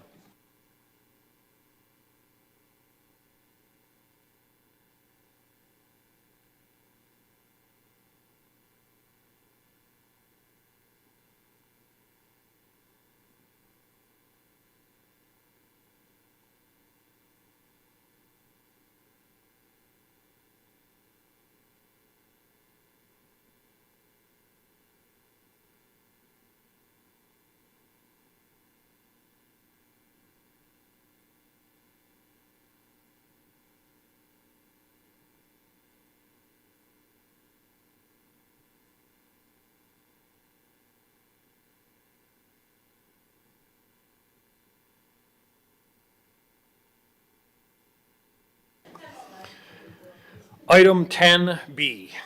Item 10B, to adopt Resolution 2026-14, number 1, and Resolution 2026-15, number 2, and set the date for a public hearing for May 26, 2026 at 7 p.m.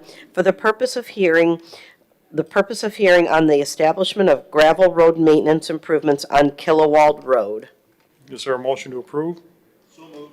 Trustee Joseph, any support? Supervisor Kersten will support it. Mitch, did you leave? You must have. This is an annual event. The gravel maintenance for Killawald, it comes back almost annual. I know this is Mitch's item. If you want to, thanks. Thank you. This is a gravel road SAD. It expired in 2024.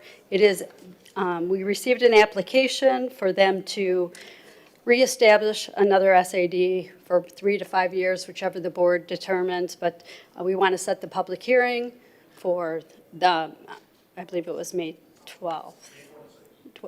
Okay, yes. And again, we've done this in this district for years. Yes, we have. It's a Discussion from the board? continuation, yes. Trustee Vosberg? Thank you. And again, this is at the request of the property owners on that street. They want this, and they're willing to pay for the extra. Yes, that's correct. Thank you.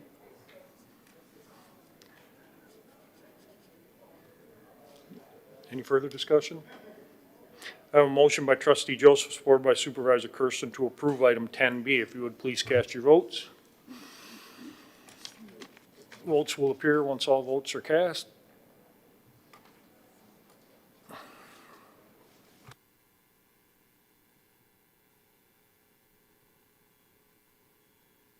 Item passes 6-0. Next item, item 10C. Item 10C, adopt proclamation number 2026-04 to recognize May 10th through May 16th, 2026 as National Police Week. Trustee Anderson, trustee Joseph. Assistant, read the proclamation. Sure.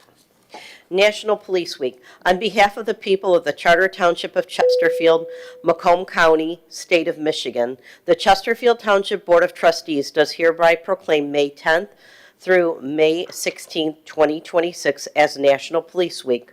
Whereas in 1962, President Kennedy proclaimed May 15th as National Peace Officers Memorial Day, and the calendar week in which May 15th falls as National Police Week. Established by a joint resolution of Congress in 1962, National Police Week pays special recognition to those law enforcement officers who have lost their lives in the line of duty for the safety and protection of others, and whereas from the beginning of this nation, law enforcement officers have played an important role in safeguarding the rights and freedoms which are guaranteed by the Constitution. And whereas the members of the Chesterfield Township Department of Public Safety play an essential role in protecting the lives and property of the citizens of Chesterfield Township. And whereas it is important that all citizens know and understand the problems, duties, and responsibilities of their police department, and that members of the Chesterfield Township Police Department of Public Safety recognize their duty to serve the people by safeguarding life and property, by protecting them against violence and or disorder, and by protecting the innocent against deception and the weak against oppression or intimidation.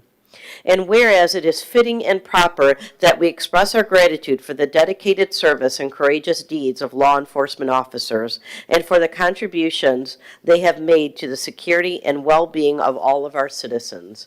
Now, therefore, the Chesterfield Township Board of Trustees does hereby proclaim May 10th through 16th, 2026 as National Police Week in Michigan. Thank you. Thank you. Questions from the board? I have a motion by trustee Anderson, supported by trustee Joseph to approve item 10C. If you would please cast your votes. Results will appear once all votes are cast.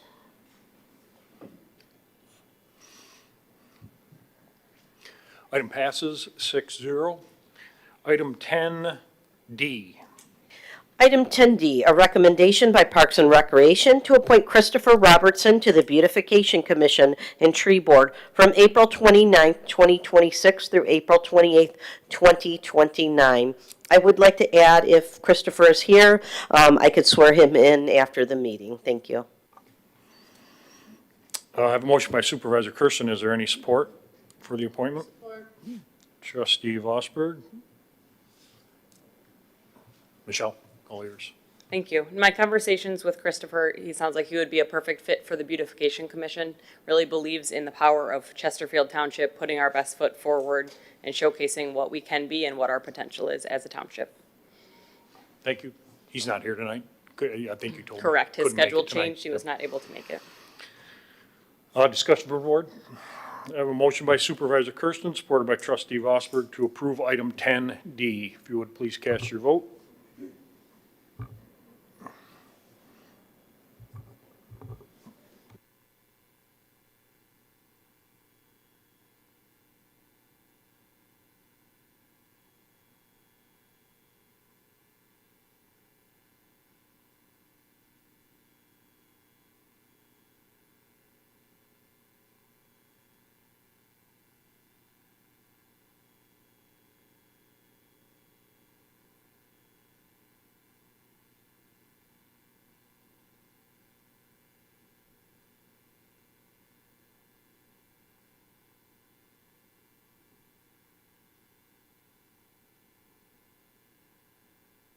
You would please cast your vote.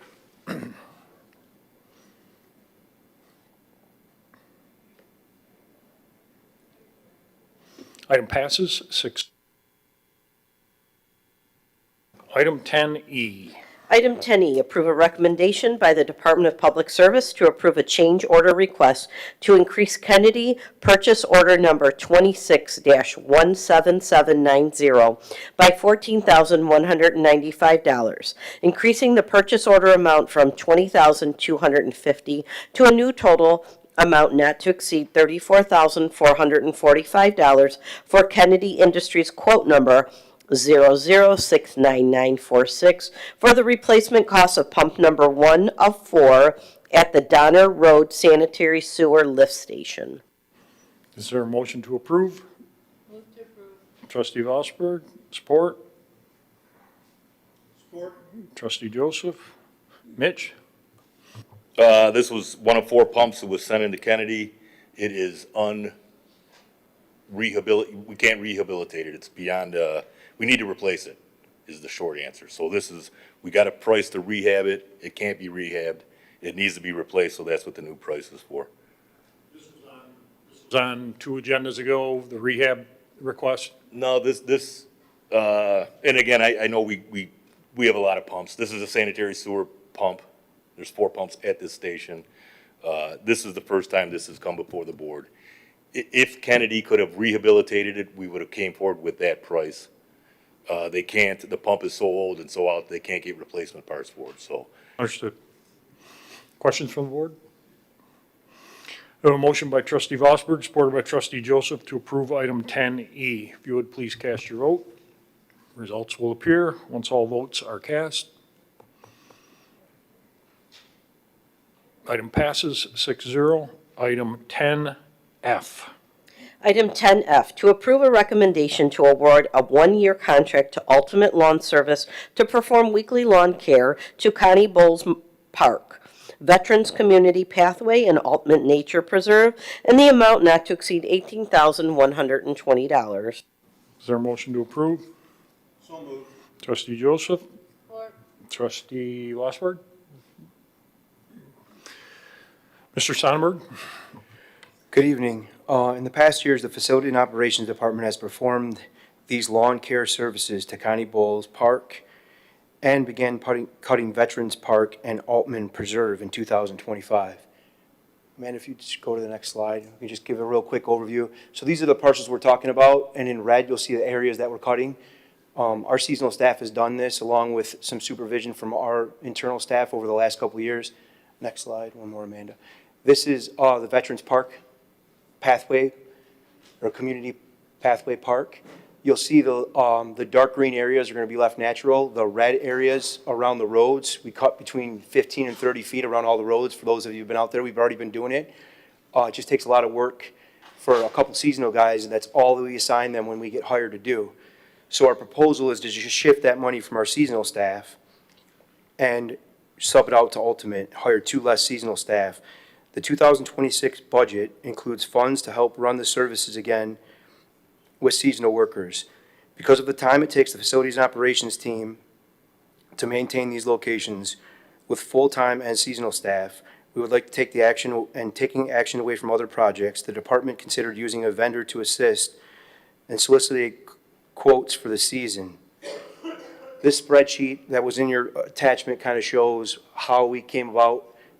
We got 2 different vendors that give us prices. You'll see in that column the total weekly cost, and then it also shows the cost with the seasonal workers in the comparison.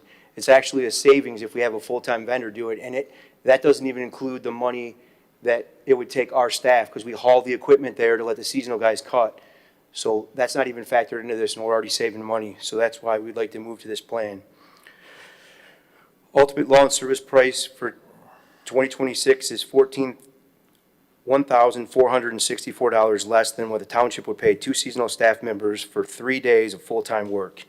In addition to hire 2 seasonal staff workers, a full-time facilities team member would be with them to supervise and move the equipment. The facility department recommends decreasing the seasonal staff hires by 2 positions and contracting a vendor to provide lawn care for these 3 properties for the 2026 seasons. The funds that were allocated for seasonal staff will be transferred within the department budget to cover the expense. No budget amendments are needed. By having the vendor perform the maintenance, a full-time facilities team member can be better utilized to complete summer projects in the township. Thank you, sir. Questions from the board? Trustee Joseph. Go ahead. I think this is a really smart utilization of your resources. The difficulty with maintaining the property, first of all, I think it's a very low-cost, high return on investment because I live in the neighborhood, and any remotely sunny day, the Veterans Park is packed. There are cars in there. They're bringing their bikes from other parts of the township just to walking their dogs and mowing, each side of the pathway really makes it much safer and cuts down on issues involving ticks or things like that. Dogs don't always stay on the path, and keeping that reasonably well groomed. To transfer the 2 seasonal workers to cover the budget is I think very wise because the difficulty that you have, obviously, you have the workload. You know what kind of time commitment you have. But the weather may not always cooperate. So if you have your seasonal guys scheduled to cut grass in a particular area on Wednesday and it's a complete rainout, you can't just, don't come in on Wednesday, come back when it's sunny. The contract vendor takes into account they're much more nimble and able to cover that.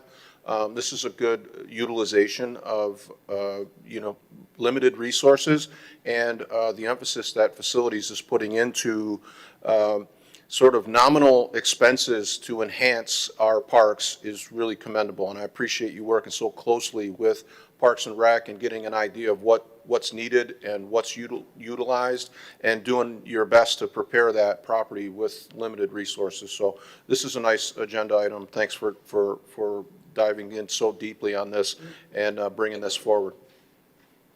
Trustee Anderson. Yeah, Josh, could you put the Altman Park back up there? Altman, the one. So Or the what do you nature cut? preserve. What are they going to cut on that So area there? because it's a nature preserve and it's pretty wooded, they're just cutting that little piece along Jefferson is all we cut just to maintain. You'll see right now, if you drive by there, it's behind Kroger, that sidewalk kind of splits that.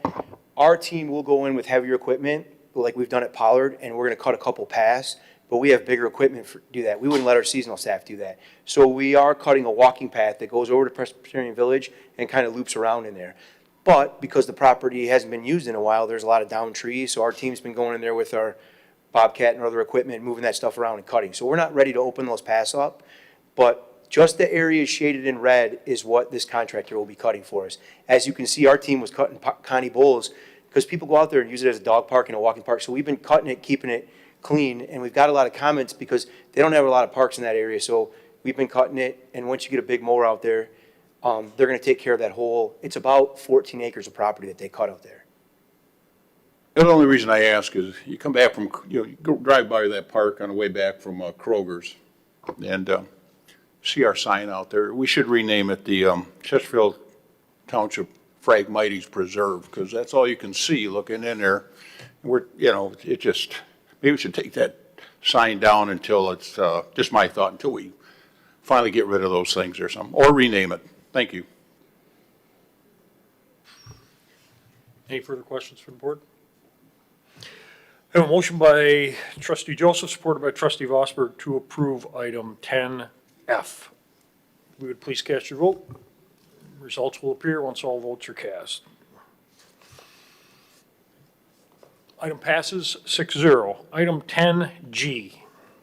Item 10G, to approve the amendment to the consulting services agreement with the Woodhill Group, changing the end date from May 9th to December 31st, 2026, and increasing the not-to-exceed amount by $61,300 from $194,250 to $255,550.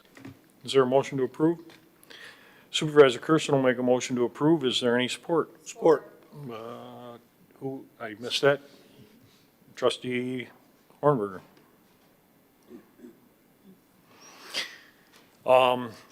Just some comments on this from my perspective. Steve from Woodhill has been an amazing person.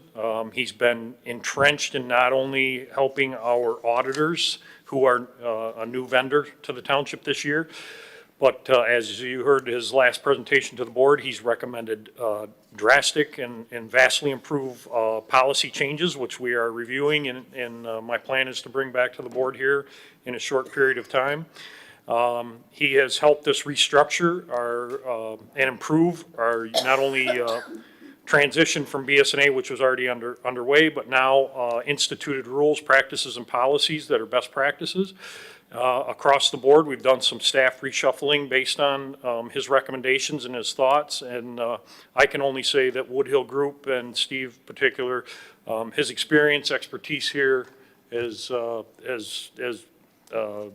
you can't even, I can't compare it to anything else, and obviously I'm not a finance director, but the asset that he's been to our township, just overwhelming. So that's my 2 cents. Are there any further comments? Trustee Ornberger?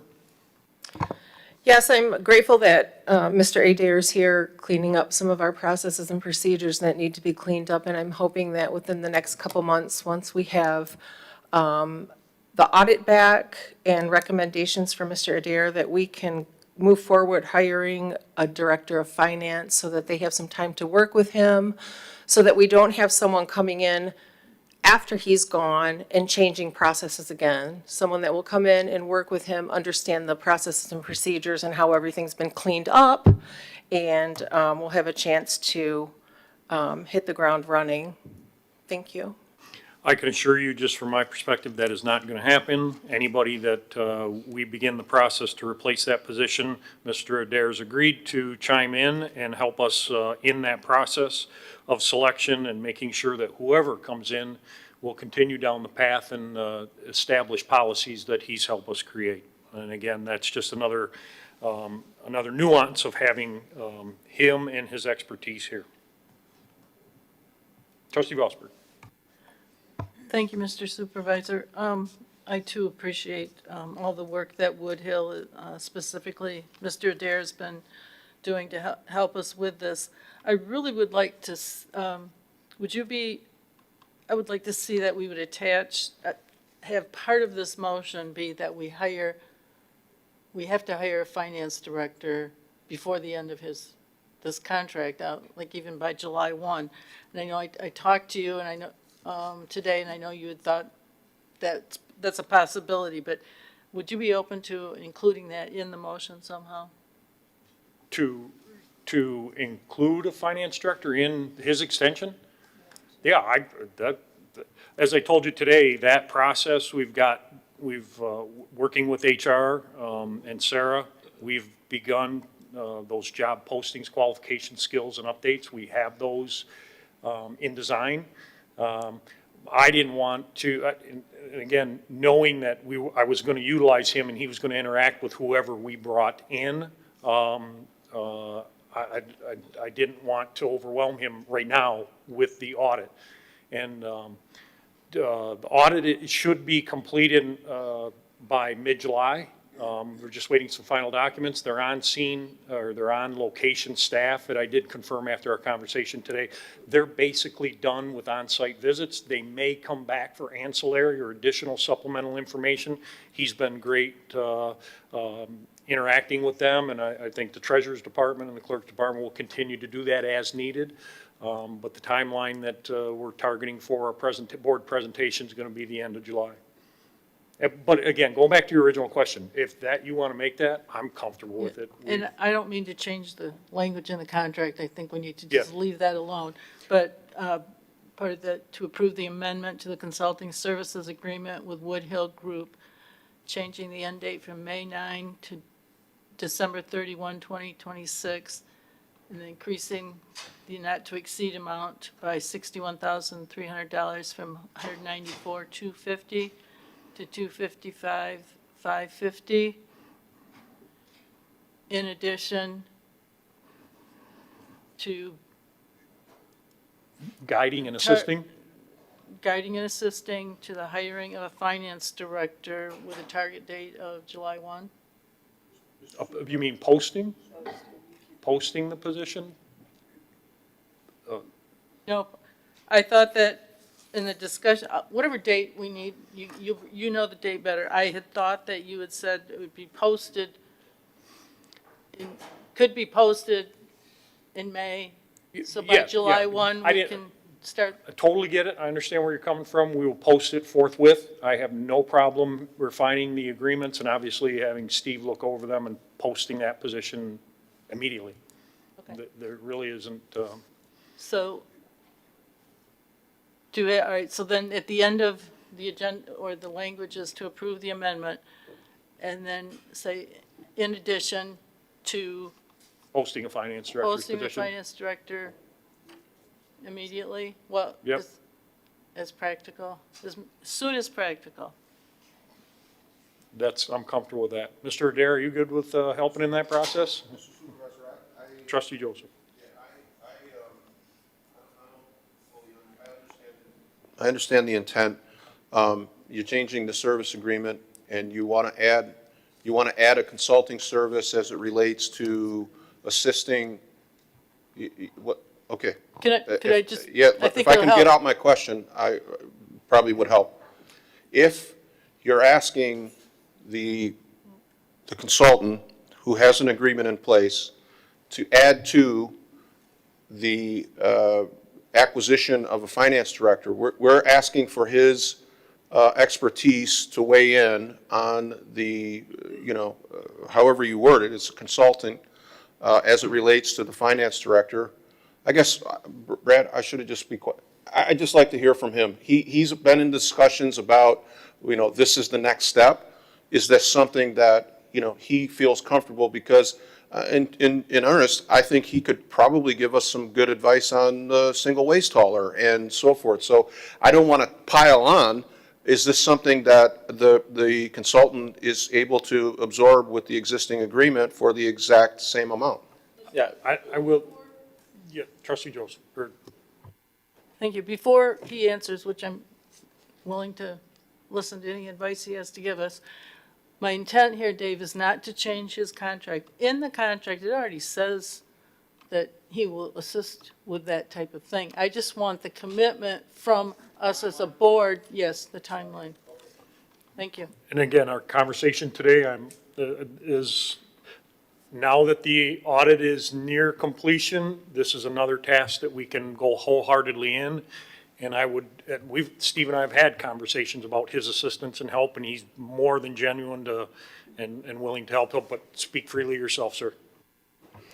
I would just add to that, absolutely, my goal has always been to assist the township in getting its next finance director. I would add, when we're talking about timelines, and I don't mean to rain on any parades in this room, when I hear July 1st start date, you probably need to have notice just about given in the next few weeks to make that happen, depending on the community they're coming from. So I don't know that that's a realistic start date, but certainly if the job posting is posted soon. We were very conservative when talking about today the amount that we asked to amend by, because we were preserving the finance director salary and benefits in anticipation of 6 months. It may be more like 4.5 to 5 months of the year that there's a finance director on board would be my guess if you get somebody in the first posting. But certainly when that time comes and there's a list of candidates, we will certainly be of assistance in not only evaluating the resumes, but also being a part of the interviews if desired. We're here under the contract here. It's not written into the contract, but the plan is, and it's been budgeted in to be here on site 2 days a week, not only to assist with things like questions from the finance department, assistance on the remaining process improvements that we've already started putting into place, but also for items just like this. So absolutely 100%. Trustee Fussford? Just before any more questions, could clerk's assistant read what the additional part of the motion is? Or is that something you're going to listen to later? I don't think I started out talking about a date, but I think the language just was, and to start the hiring process as soon as practical. Okay. I don't have a problem with that. Can I defer to Sarah? How soon can the job description, I know we cursory kind of went over it. I don't need Okay. we don't need to put a date in there for the reasons. I will Mr. assure Adair you it'll stated. be forthwith, probably by, within the next 5 to 10 days, and I will guarantee you that. Definitely by the next board meeting. Trustee Treasurer Elliott. Mr. Adair, are you able to add to the scope of work, just assist in the selection and training of a finance director under your scope of work? I feel like that's something you could probably do. So what we typically do when it comes to the scope of work for such a task is we will certainly commit to professional handoffs of all of the items that we've done, obviously all the improvements that we've gone over with the accounting coordinator, other members of your finance and treasury and clerk teams. We do not necessarily take responsibility for quote-unquote training the new finance director. Of course, we're all on the same boat today on what we want, but if obviously, the ultimate onus is on this board to select the finance director. If the finance director is somebody that we do not believe is up to specifications, it is a situation where contractually, if we put it in there, it can be a situation where there's a difficult situation for us to be able to fulfill our promise. So what we do promise and what we do do, regardless of whether it's in there or not, is we do a professional handoff of things like the audit task list I'm going to be finalizing with your accounting coordinator, but also share it with your new finance director when they come on board. The new process improvements, the grants module, for example, in BS&A and how that's been done, we'll go over that. And then obviously making ourselves available for questions from there. That's something that we very commonly do everywhere we go, but we try to refrain from using the words train because that comes with it the expectation that you're going to make this person who it needs to be. And sometimes that's not possible depending on who you hire. Good. Trustee Anderson. Well, thank you. I've heard positive, Mr. Adair, I never had the opportunity to talk to you, but I've heard positive feedbacks anytime your name comes up among this board. No reflection on you, but I guess this question would be for Supervisor Kersten. If this extension is made through December 31st, do you anticipate having a finance director by name in place January 1st, 2027? I can say with relative confidence that yes, that we'll have a qualified candidate that fits our mold and expectations by the end of the year. Again, I don't want to wait that long, as I think we're Trustee Vosberg and Treasurer Elliott and Trustee Norman. I don't want to wait that long. I want to get the ball rolling right away because there is a transition period, and even the auditors have said and recommended, interact those two and let them interact with Steve and Woodhill Group while they're in here. Even though we're looking for a prime candidate that comes in with experience, they're going to want an interactive period. I do not want to upset the apple cart in the direction that Woodhill has sent for this township, and I want to make sure that that integration is transparent, full, and fully agreed to by the Woodhill Group and stays within their policies and recommendations. So that would be a yes? Yes, sir. Okay. Long-winded, right? I'm getting good. Redundancy? Yes. Any further questions or comment? I have a motion by Supervisor Kersten, supported by Trustee Hornberg, to approve item 10G. If you would please cast your vote. Results will appear once all votes are cast. Item passes 6-0. Item 10H. Item 10H, approve a conditional offer of employment to Eric Herpich for the position of Executive Director of Administration. This is supervisors, I put this on, as most of us know and should know, Mr. Herpich, he's been in a consulting role. He's been a past employee here for some time. He was actually brought back in to formalize years ago our HR department. Obviously, his resume is long and extensive throughout the county, at county level, County of Macomb. He worked here for some time, did institute several changes in our HR department. He then left here and went to in a university environment, and he's been there. He is remained in a consultant role for us. He's been a great asset for me. He's a resource that's just amazing. His bandwidth and reach is far beyond both government and university environments. And he's looking to go into a transition into I'm going to use my term, a retirement phase of his career, but he still wants to stay involved. With what we have happening here in the township, there's an expertise that he carries that I think I couldn't pass up and let him just wander on to retirement in another community. My ask is to bring him in here. The conditional employment agreement was drafted with him through our labor attorney. He is a part-time employee. The compensation was listed in the agreement. There were just some ancillary days off that were required, and then a participation in a deferred comp program. Other than that, no health care, no other benefits would be extended to him. There were some questions and discussions that were had over the last couple of days. Is he going to be on site? Yes, he is going to be on site, and his position here is going to be, again, the title.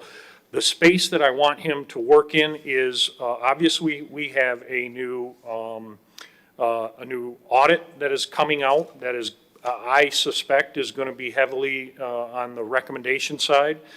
We have the Woodhill Group, which has made several recommendations and policy recommendations that need modernizing and updating from not only the employee side, but across the network. And Eric's expertise in this area, not only his expertise and knowledge in both HR and contract law and then employment law, but then management and oversight of highly skilled departments and labor groups. I thought it'd be beneficial to bring him in here and at least get some guidance from him and have him direct some of the boards. Help me institute some of the several changes here. As you know, trying to accredit every single department in this township, whether it be water, sewer, obviously police, fire's underway, facilities is underway. The goal is to have a township of excellence, policies and clear direction and application of policy, and then making sure that there's following of the policies at employees and department head level is always a challenge throughout. And I think not only Mr. Herpich can help me impose this, but bring it in a fashion that is educational, expertise, and his disposition and personality will work across several departments here. Again, I'm familiar with him. I've had interactions with him since I became a police chief here. Complete in awe of him, his skill set, and what he can do. I think there's a space that he can absolutely work in and help us improve across all departments here. And I think he can help us further coordinate and kind of create policy-driven practices instead of ad hoc or last-minute approaches to how we perform business here. Again, I recognize that this is an expense. This is outside of what has been normally done. I've had conversations with the finance director and the direction that we're going. We can sustain this with our general fund. And again, I think the benefit of the expense with this individual's expertise is just something I couldn't let go and pass by. So it is in front of you. I did have a conversation today with Trustee Vosberg, and I just want to make a note. The original job description that was not included, and I don't know why, the job description created by HR, the job summary makes it very clear to everybody. This is not my employee. He works for the supervisor and the board of trustees in oversight and in all township departments in coordination of special projects and interdepartmental initiatives. This is not solely my person. This is a person that I'm going to lean on to institute exactly what the auditing firm Raymond is going to recommend and exactly what Woodhill has recommended and will continue to recommend in their time here. So that's my explanation. I understand, I've had discussions with several that either for or against it. I would really appreciate allowing this, approving this agreement with him, that again, this is an opportunity and an expert that just isn't going to come by us again. So, that Mr. being said, Supervisor, I'd like to make a motion Trustee Joseph. to approve a conditional offer of employment to Eric Herpich for the position of Executive Director of Administration. Did you want to shut me up because Trustee Anderson said I was long-winded? No. I just parliamentary wise, I wanted to get into a discussion, but we didn't actually have a motion on the floor yet, so I wanted to make sure that we have that with support. Motion by Trustee Joseph, and Supervisor Kersten will support it. Again, I'll entertain question and discussion. I apologize, you're right. No, that's okay. There's been a lot of discussion about this agenda item. I think you've talked with several board members. I was in the township today for a different matter, had an opportunity to talk with you about it. It's not the first time that this issue has been discussed, and to be honest, full disclosure to my fellow board members, what I like about Eric Herpich is I think that Eric represents an opportunity. Mr. Herpich has worked in very, very difficult environments. There was a time when he was the county HR director and the board chair at the time, who I think, if memory serves me, was the first female Board of Commissioners chair, didn't see eye to eye with the executive. And that created a lot of tumultuous sort of back and forths on various items. I think Mr. Herpich played a pivotal role in a lot of things as it related to the Human Resource Department. During his time here, he really did a lot in a year of stewardship of our HR department to sort of craft policies and procedures. And then I don't know the exact reason. Maybe Oakland made him a better offer, but he left us, and I would have liked to have seen where we could be had he continued his relationship with our department. I'm grateful that we have a very competent HR director now.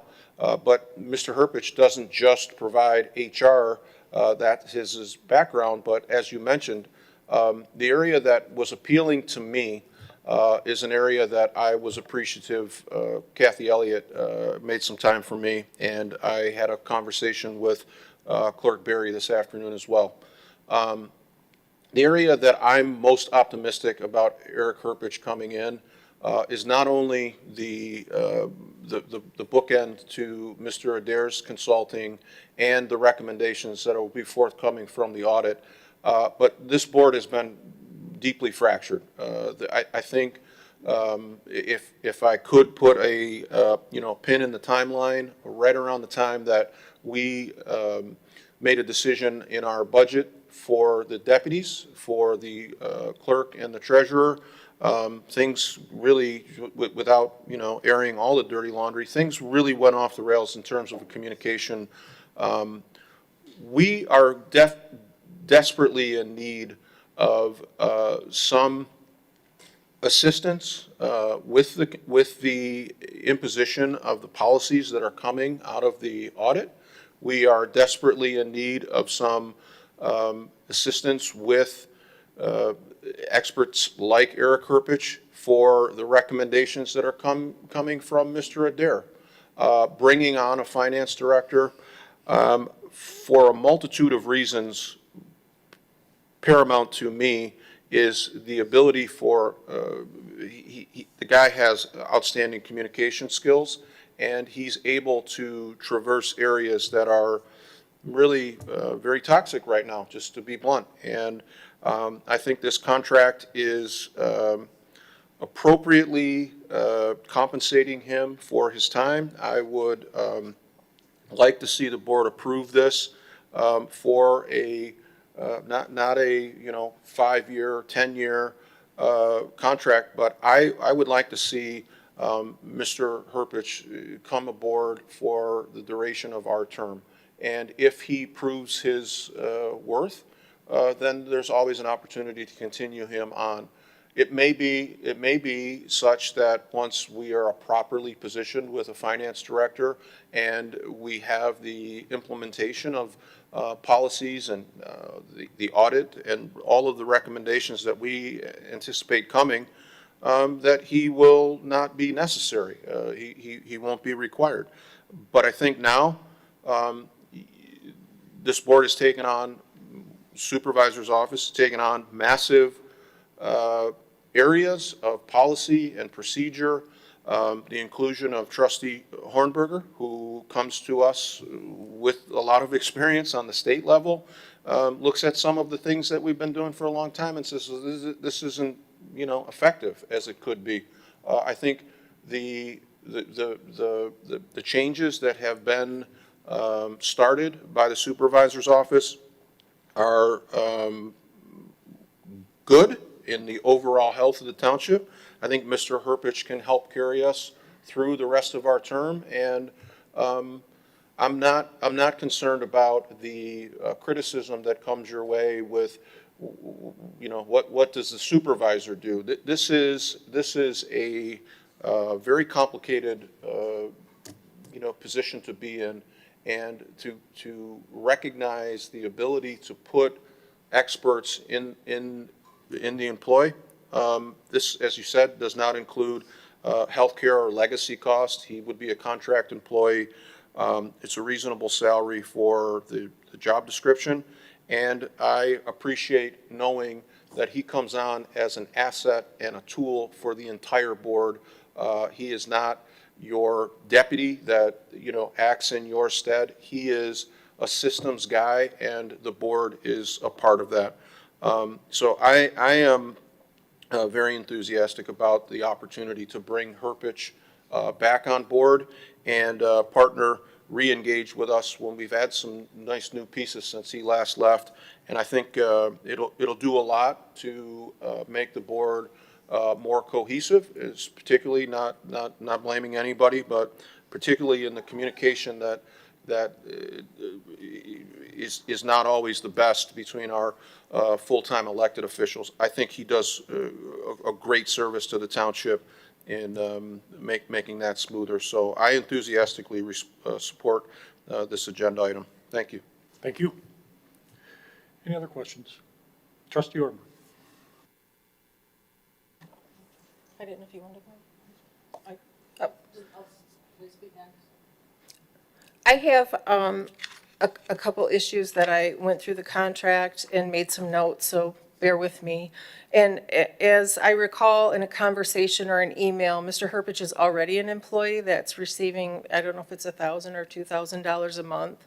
There's nothing in here that says that contract would be terminated. I know you said it would. I have some issues with the hours of employment. The first contract that I reviewed listed the position as a .7 FTE, which didn't make clear how many days that would be. And this current contract that's posted with the agenda, I had some issues. Our township employees, including our department heads, except for our full-time elected officials and our deputy clerk and treasurer, are required to clock in and clock out daily. This position doesn't require that. Our department heads are expected to attend meetings like tonight outside their normal work hours. And there was in the contract, Mr. Herpich, it was calling for flexibility for that reason, and yet we have full-time employees that are required to be here during meetings. This position shouldn't be an exception to those expectations.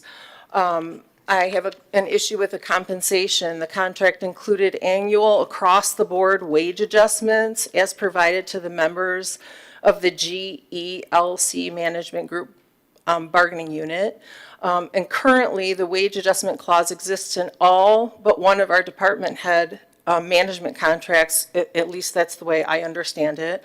We were told last year that that oversight will be fixed, and to my knowledge, we as a board have not seen that fixed. I'd like to see that fixed before we move forward creating a new position. We have no idea what the daily cost for paid time off for this position would be because the hours and days aren't listed. I cannot agree to a 6-month severance pay for employment termination. If an employee is at will, they're at will. It's not our place to protect them from possible bad decisions or a political environment. And the term of agreement is 32 months and through December 31st, 2028, also something I can't support. And just moving on to discuss our budget and budget issues that we've been discussing for months. While putting together the 2026 budget, we were told that cuts for each department and other township cuts were necessary. After approving the deputy clerk and deputy treasurer salaries and benefits, only months before, when we approved the 2026 budget, we cut those positions back to hourly pay with no benefits to provide cost savings for 2026. I was on board with that theoretically because we were told that we needed to make cuts in order to balance a budget. Were those cuts really necessary if we're now having to create, if we now have funds to create a position in, and we've made no other budget amendments? We're now extending a contract with Woodhill for $64,000, which I am grateful for. It's been 6 months since we've had a finance director, and we just discussed that, and we need to fill that position. I'm uncomfortable making this spend on this salary without having the details for a finance director. We've had other issues that we've not made budget amendments for. We see no budget amendment for this. We currently, the way we're operating without a finance director, we have a deputy clerk approving finance issues. While it's technically legal, I don't believe that she's qualified to do so. I'd like to see us hire a finance director to work with Woodhill. That was discussed earlier. There have been several issues that require budget amendments that haven't been addressed, including the Parks and Recreation decision to give residents free entrance into Brandenburg Park. And while I don't disagree with that, I don't understand how we haven't brought a budget amendment forward for that cost discrepancy that is going to impact, and how that's going to impact our budget. There's been no budget amendment for this contract, like I just mentioned, and we voted to reinstate a tax collection fee. That wasn't easy for me. That's not something I wanted to do, but we were told that we needed to do that, that we needed it in the budget, and I believed it was necessary at the time, from what I was told. I can't support messaging to our residents that this is necessary, that it's necessary to raise fees, ask for millages, increase spending, but bypass budget amendments, and then say it's necessary to create a 32-month position for $108,000+ that doesn't have set hours, doesn't have to clock in or be here, and has a guaranteed salary increase and a 6-month severance pay, and there's no budget amendment. It's not something I can support. I don't think it's a wise decision. I think we're sending mixed messages to our residents. It's just not something I can support. Trustee Vosberg? Thank you, Mr. Supervisor.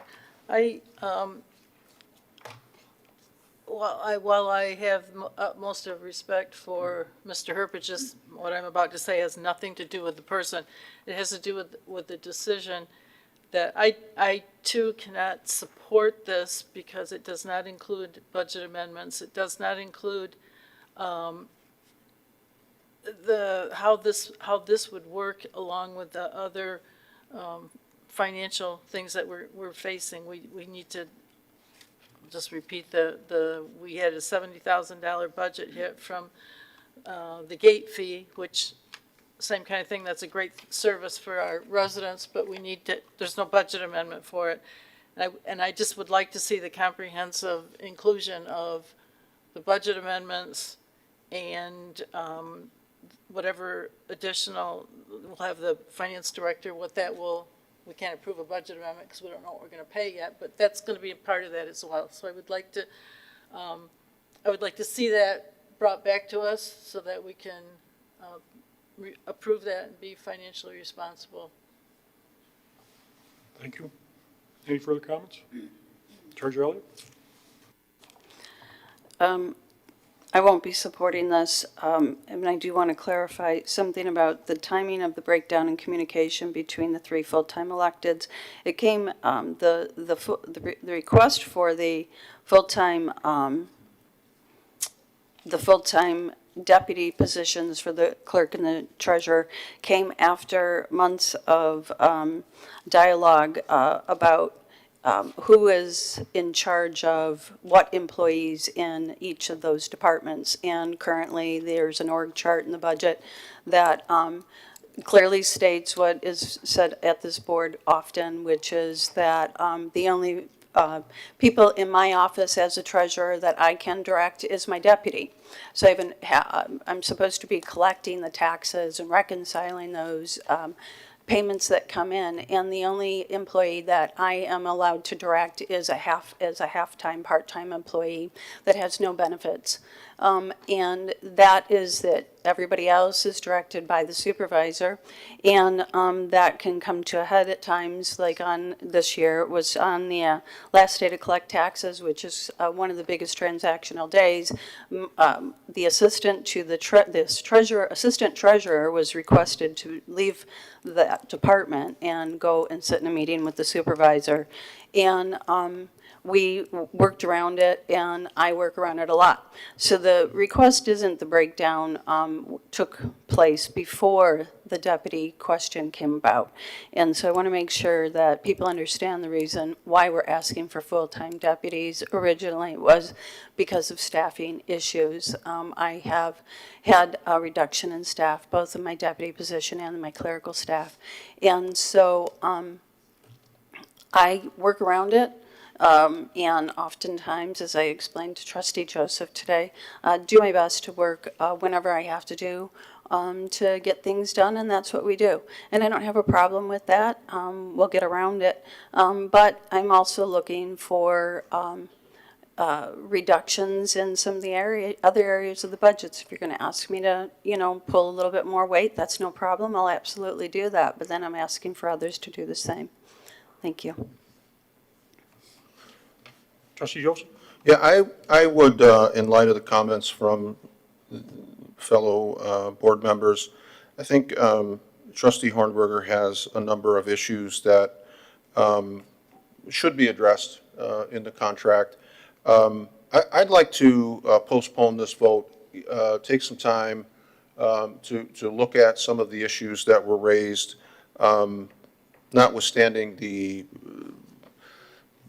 my belief that Mr. Herpich brings a lot of positives and I think that if we can address some of the concerns that were pointed out in terms of budget amendments, bring this area back after maybe, Mr. Supervisor, you have time to address these and determine whether or not they're worthwhile and viable. I can't imagine that Mr. Herpich would have a problem with defining his hours. When he was with us last time, I don't think there was any concerns about the township getting 40 hours out of him. So, but defining it in terms of the PTO days, it's an obvious point. What is that compensation rate if we don't have the percentage of what his 108 salary represents? What is the percentage of an FTE? These are easily, remedied things. I just see him being an asset in terms of contributing to the discussion about the finance director as that plays into all of the recommendations that are going to be coming from the audit and the Woodhill Group. I don't want to sort of dive into the deputies. There is absolutely no time in the township history, and I shared this with Miss Elliott, there is no time in the township history where I felt that the township was so flush with cash that we could waste money. And I really saw the return on investment and how the deputies' role in the contract was playing out as a problem. I didn't enter into it. I don't see a mixed message to say that that wasn't a good utilization of township resources. It wasn't because I was worried about, the township being in a budget crisis. I don't think that there's ever a time that the board should say, we're so wealthy we don't have to watch things.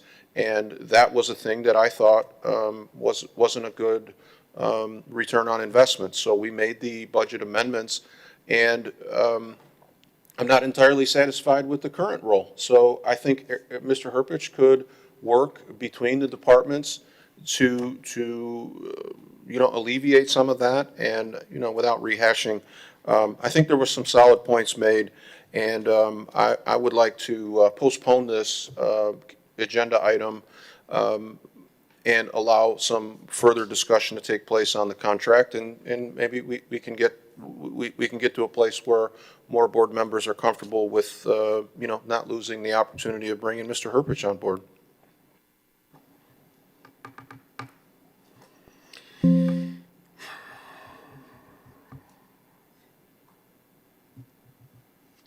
There are several things I would like to say, but in light of not shooting myself in the foot, I'm going to bite my tongue.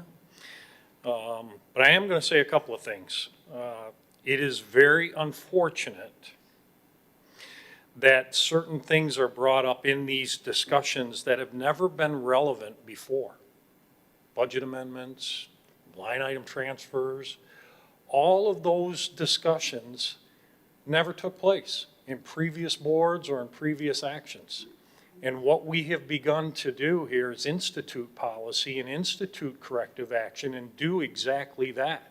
Create clear direction when budget amendments take place, when line item transfers occur, and becoming more transparent.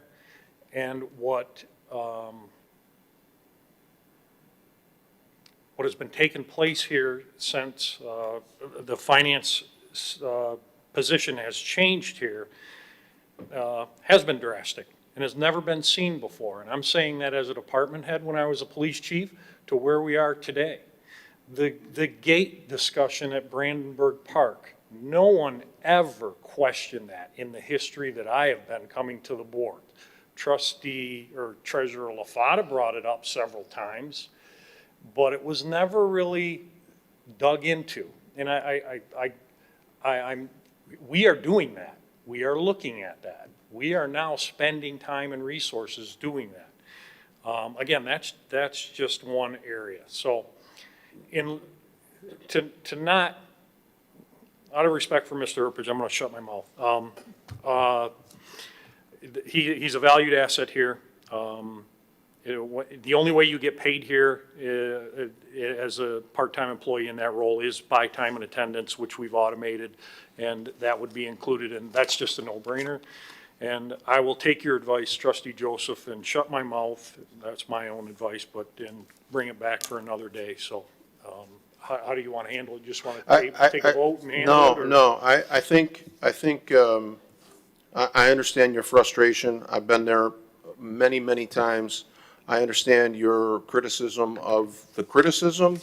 I can just tell you from past experience, going down, trying to understand the intent behind someone's opposition is just a heat getter all the way around. I think there's enough in this proposal to find some agreements, and before we take a vote, I'd like the concerns that were raised, many of which I find legitimate, to address.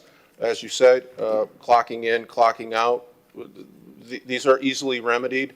A budget amendment, these things are, and let's have a discussion once those are remedied and see what maybe new opposition arises. I'm hopeful that if people are satisfied with their concerns that they raised tonight, that they would be persuaded to bring Herpich on board.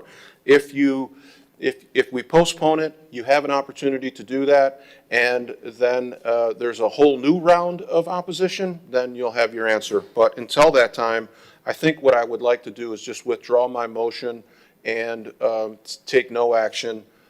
We can reintroduce this when you feel sufficient that the issues that were cited tonight are addressed. So I would just like to withdraw my motion.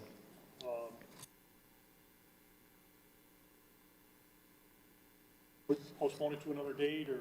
I can do that as well, whatever your preference is. I could postpone however much time you want. So make a suggestion, the first or second week board meeting in May. May 26th? Well, not date certain. Okay, so, We'll postpone it indefinitely, and I'll work on it. great. Motion by trustee Joseph, supported by Supervisor Kersten, to postpone item 10H indefinitely.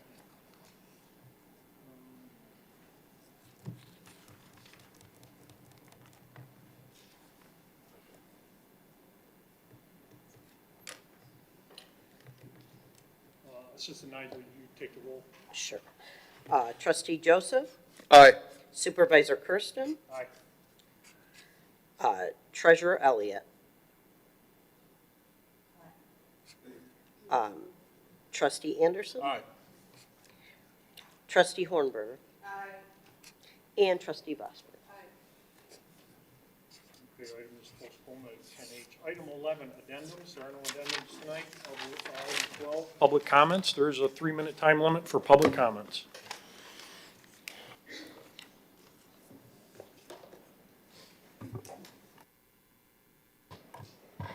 John Speaka, Chesterfield Township. Brad, you're leading from behind again. My question is, Trustee Hornberger, Eric Herpich, I've been told, has been on our payroll for the last 2 years. Brad said that you don't get paid unless you show up and you put time in. So he's been on our payroll for quite a long time. Maybe you can answer why we've been paying him when he hasn't been coming into the office here. So, I said earlier, this board can't deliver to the residents, and you can deliver to the donors and your supporters, but not to the residents. This is, in my opinion, the most liberal board that I have ever seen. You guys spend money like we print it in the back room. It's just incredible. And the decisions made by the supervisor from the day that he took that seat till now continue to be reckless. Whether it's the sewer line that you gave away at 26 Mile Road, whether it was the interceptor that you accepted from the county with 11 million in repairs, whether it's that dilapidated 50-year-old asbestos building that you want to call the community center, and this millage that you have, that you put forward for 1 mil. I mean, totally reckless. And I know it wasn't just you. I mean, you know, there was a board, you had support for that reckless decision, and now you're coming to the taxpayers asking for 1 mil. I mean, it's ridiculous. I think you had, I was told, I think there were 25 people that came to this visionary. What visionary? It's like putting lipstick on a pig. You can't change that building. You should have never bought that building. If you would have read the report that the library handed you for free, it told you what the repairs that that building needed. It was anywhere from $13 to $18 million at the time. And that was 3 years ago. Do you not think that the residents of Chesterfield don't deserve better than that dilapidated 50-year-old asbestos-filled building that you want to put seniors and our kids in? We could have built a brand-new building on this property, and the taxpayers would have probably went down for the millage, but not the waste, the money that you're asking for. The majority of that money is going to go for repairs for that building. But in order to do it properly, you're not going to be able to, are you going to knock every wall down, change the structure of it? It's an elementary school. It was built. Thank you, sir. You can go home now. Next, any further residents? Any further residents?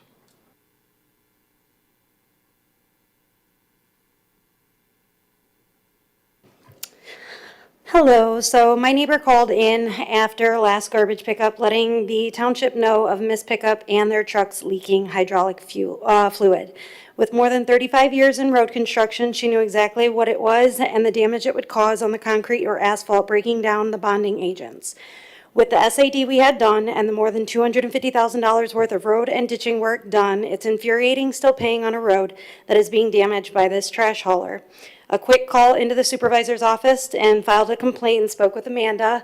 Thank you so much. The following morning, priority came out at 7 a.m. for that missed pickup for my neighbor. My security cameras caught someone in an unmarked car who was pouring granulated material on the fluid, so I appreciate your help. That was very, very swift. Separately, I am curious about the pumping issue. I hate to come to the podium and talk about this, but how the system operates and functions, all the talks about ditching and drainage I have had respectfully with Mitch and Dan Accavetti at Candace Miller's office with my children in tow. I have been told these problems are mine, so as any good homeowner, we did all the upgrades to relieve any issues moving forward at our own expense. The sewage issue at Weber Paddle Park on March 26th, I came across a horrible smell coming from my basement. I ran downstairs to find sewage flowing out of my bathroom. After contacting emergency plumber, after checking all of our lines in our home, he went out and checked the township's drains to find that they were backed up. Long story short, this wasn't an isolated incident. It was multiple homes that affected Roselawn, Bayshore, and many on Point Lakeview had sewage flooding as well. Mine just happened to cost my family $35,000 in damages. I'd like to know if there is any more information on the actual issue, as the only information that was posted was to Facebook and blaming it on wet wipes and grease.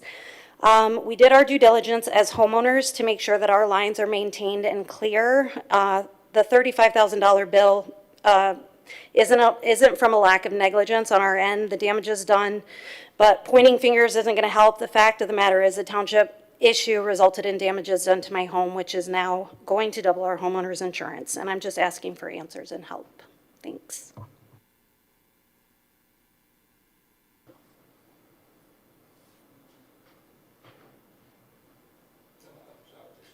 I'll bring it back up to the board. Board comments. Start with Trustee Hornberger. Yes, actually, I do have comments.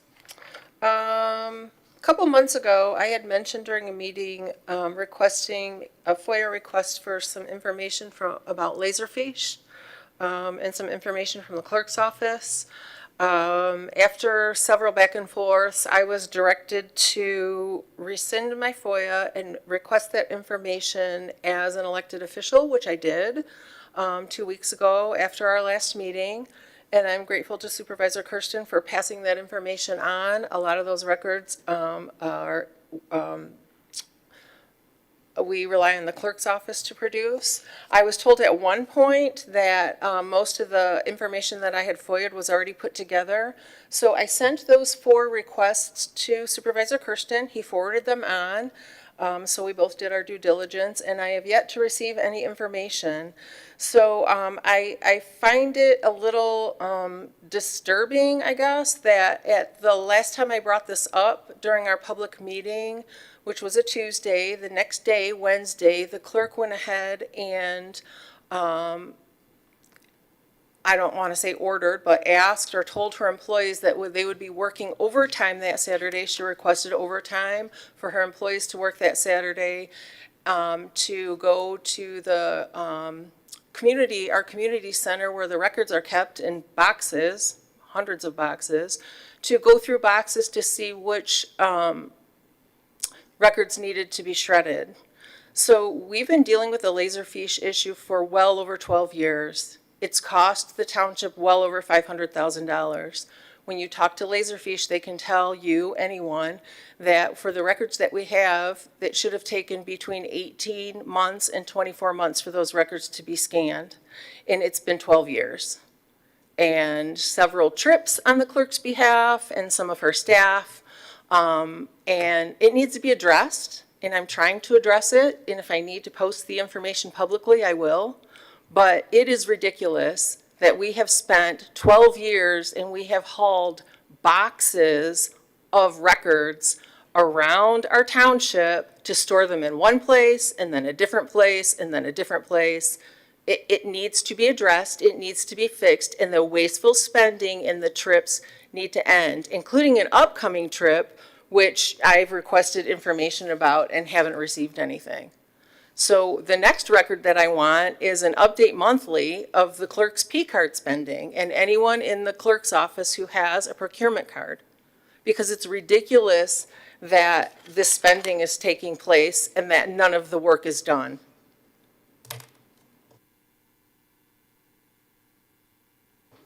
That it? That's it. Thank you. Trustee Vosberg? I'm good, thank you. Trustee Anderson? Thank you. I like the results of the sad discussion tonight, the way it resulted. Township will probably absorb $50,000 a year, plus or minus, to maintain that pump. And the points brought up the unfairness to those residents when you're also looking at the county involvement with the Jefferson, et cetera. So I think it was a very fair decision. Kind of nice too. Good discussion regarding the temporary position, all the way around. Good points, and one of the few times start seeing the board not spending money, not rubber stamping. Yes, yes, yes. So, except for that issue, I did support that specific agenda item. Our first term here, back 2012 to 16, Mr. Herpich was here.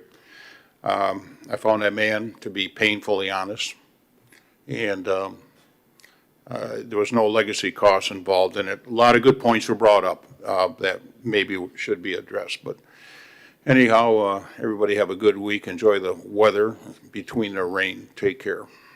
Trustee Joseph? Yeah, first, thank you, Mr. Supervisor. The difficult task of bringing an SAD forward and imposing additional fees on residents when they are not accustomed to that for decades is not an easy thing to do. But I think it was fair to bring it forward to the board in the same way that the other SADs for retention ponds were handled in other neighborhoods. The parity with stormwater mitigation is exactly the way that I think you should have brought it forward.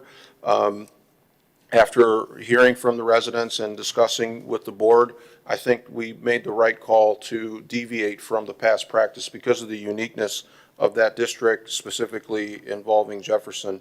But I know how difficult that is, and you did it anyway, and I appreciate that. I appreciated the comments that came forward from the residents.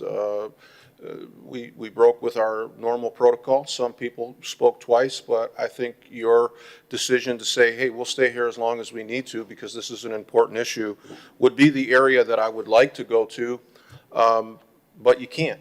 You just simply can't, because what happens is, a guy got up and said he appreciated my logic. If I voted the other way, I doubt that he would appreciate my logic, and I understand that there's criticism that comes.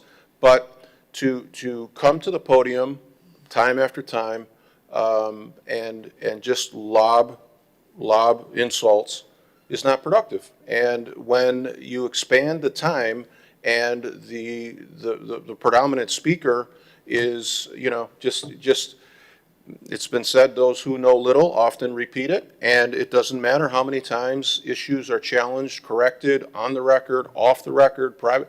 They come forward, you hear canned, dilapidated, asbestos. I could hear it in my sleep because it's just the enjoyment of that individual. I was encouraged, and I vowed not to really comment much on that drivel, but I was encouraged to see the amendment to the sign. I think when you're working with limited candle power, trying to spell words like unnecessary is probably not wise. And somebody, it's clear they recognized their limitation. They didn't burn unnecessary candle watts with spelling. So I appreciated the more digestible sign, but the expenses that were contemplated tonight were necessary. And I hope we are able to revisit the Herpich acquisition, because I think another community will grab him up if he's interested in pursuing that type of work. I'm hopeful that we could remedy the contract issues that were raised, and we can get that before the board quickly. Closing, I commend Trustee Hornberger. You're, kind of diving in on that Laserfish is long overdue and commendable.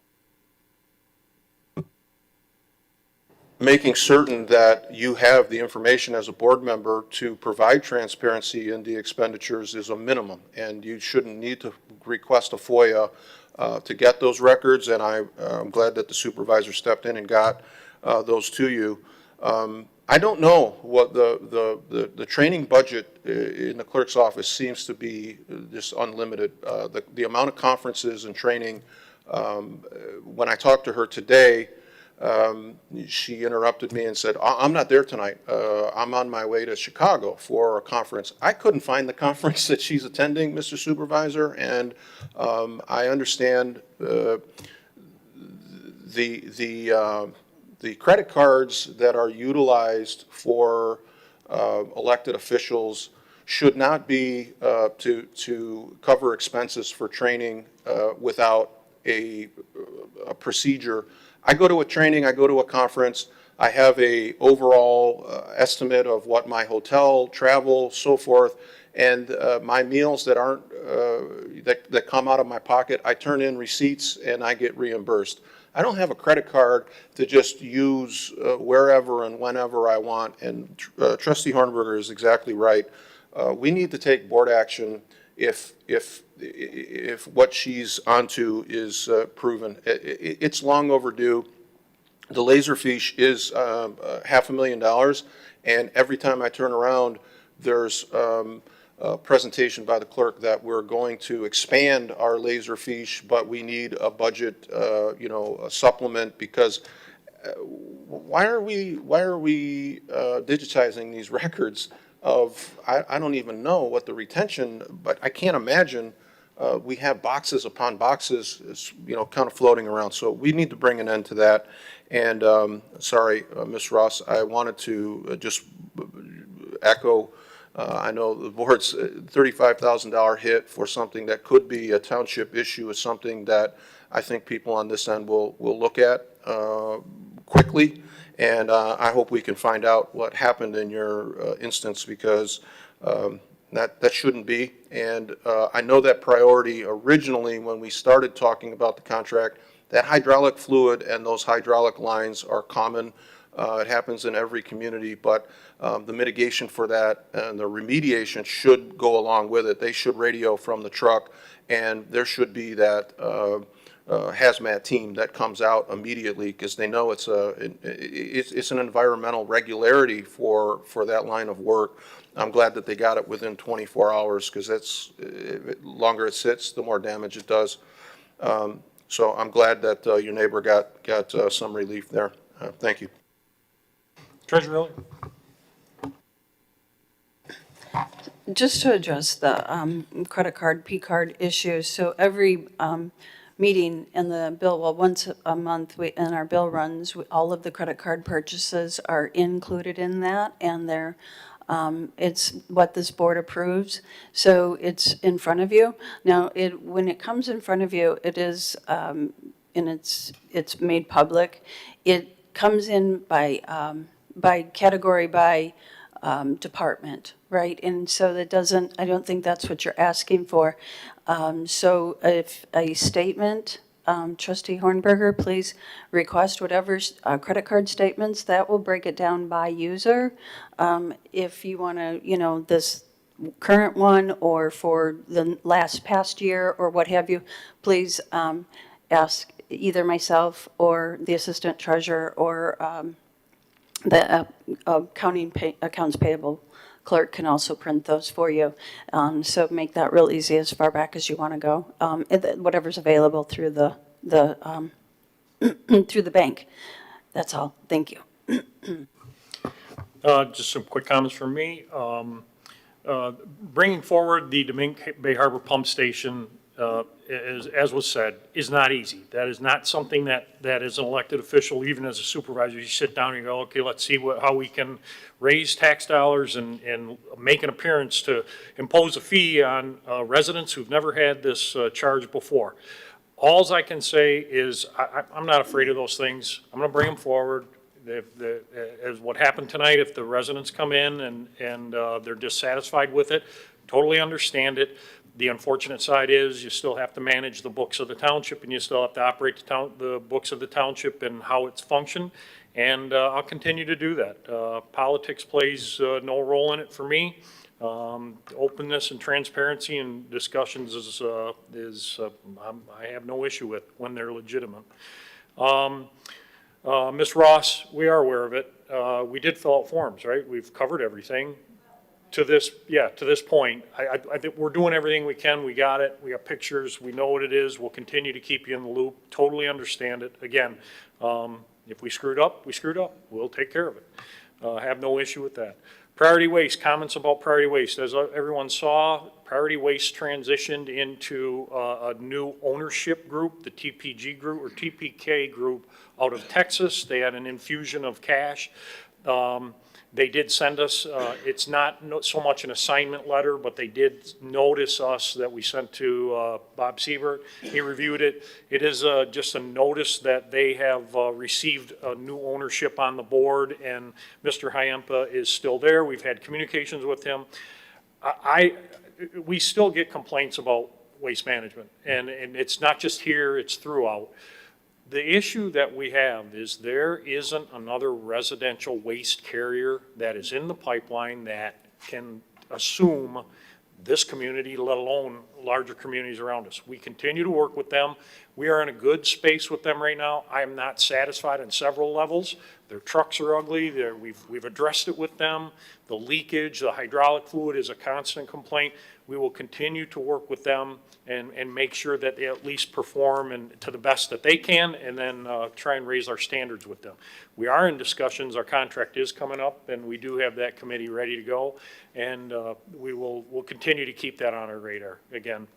Got confirmation from Congresswoman Lisa McLean's office. We were confirmed for the award previously mentioned. Confirmation of continuation of water and sewer up Jefferson, $2 million.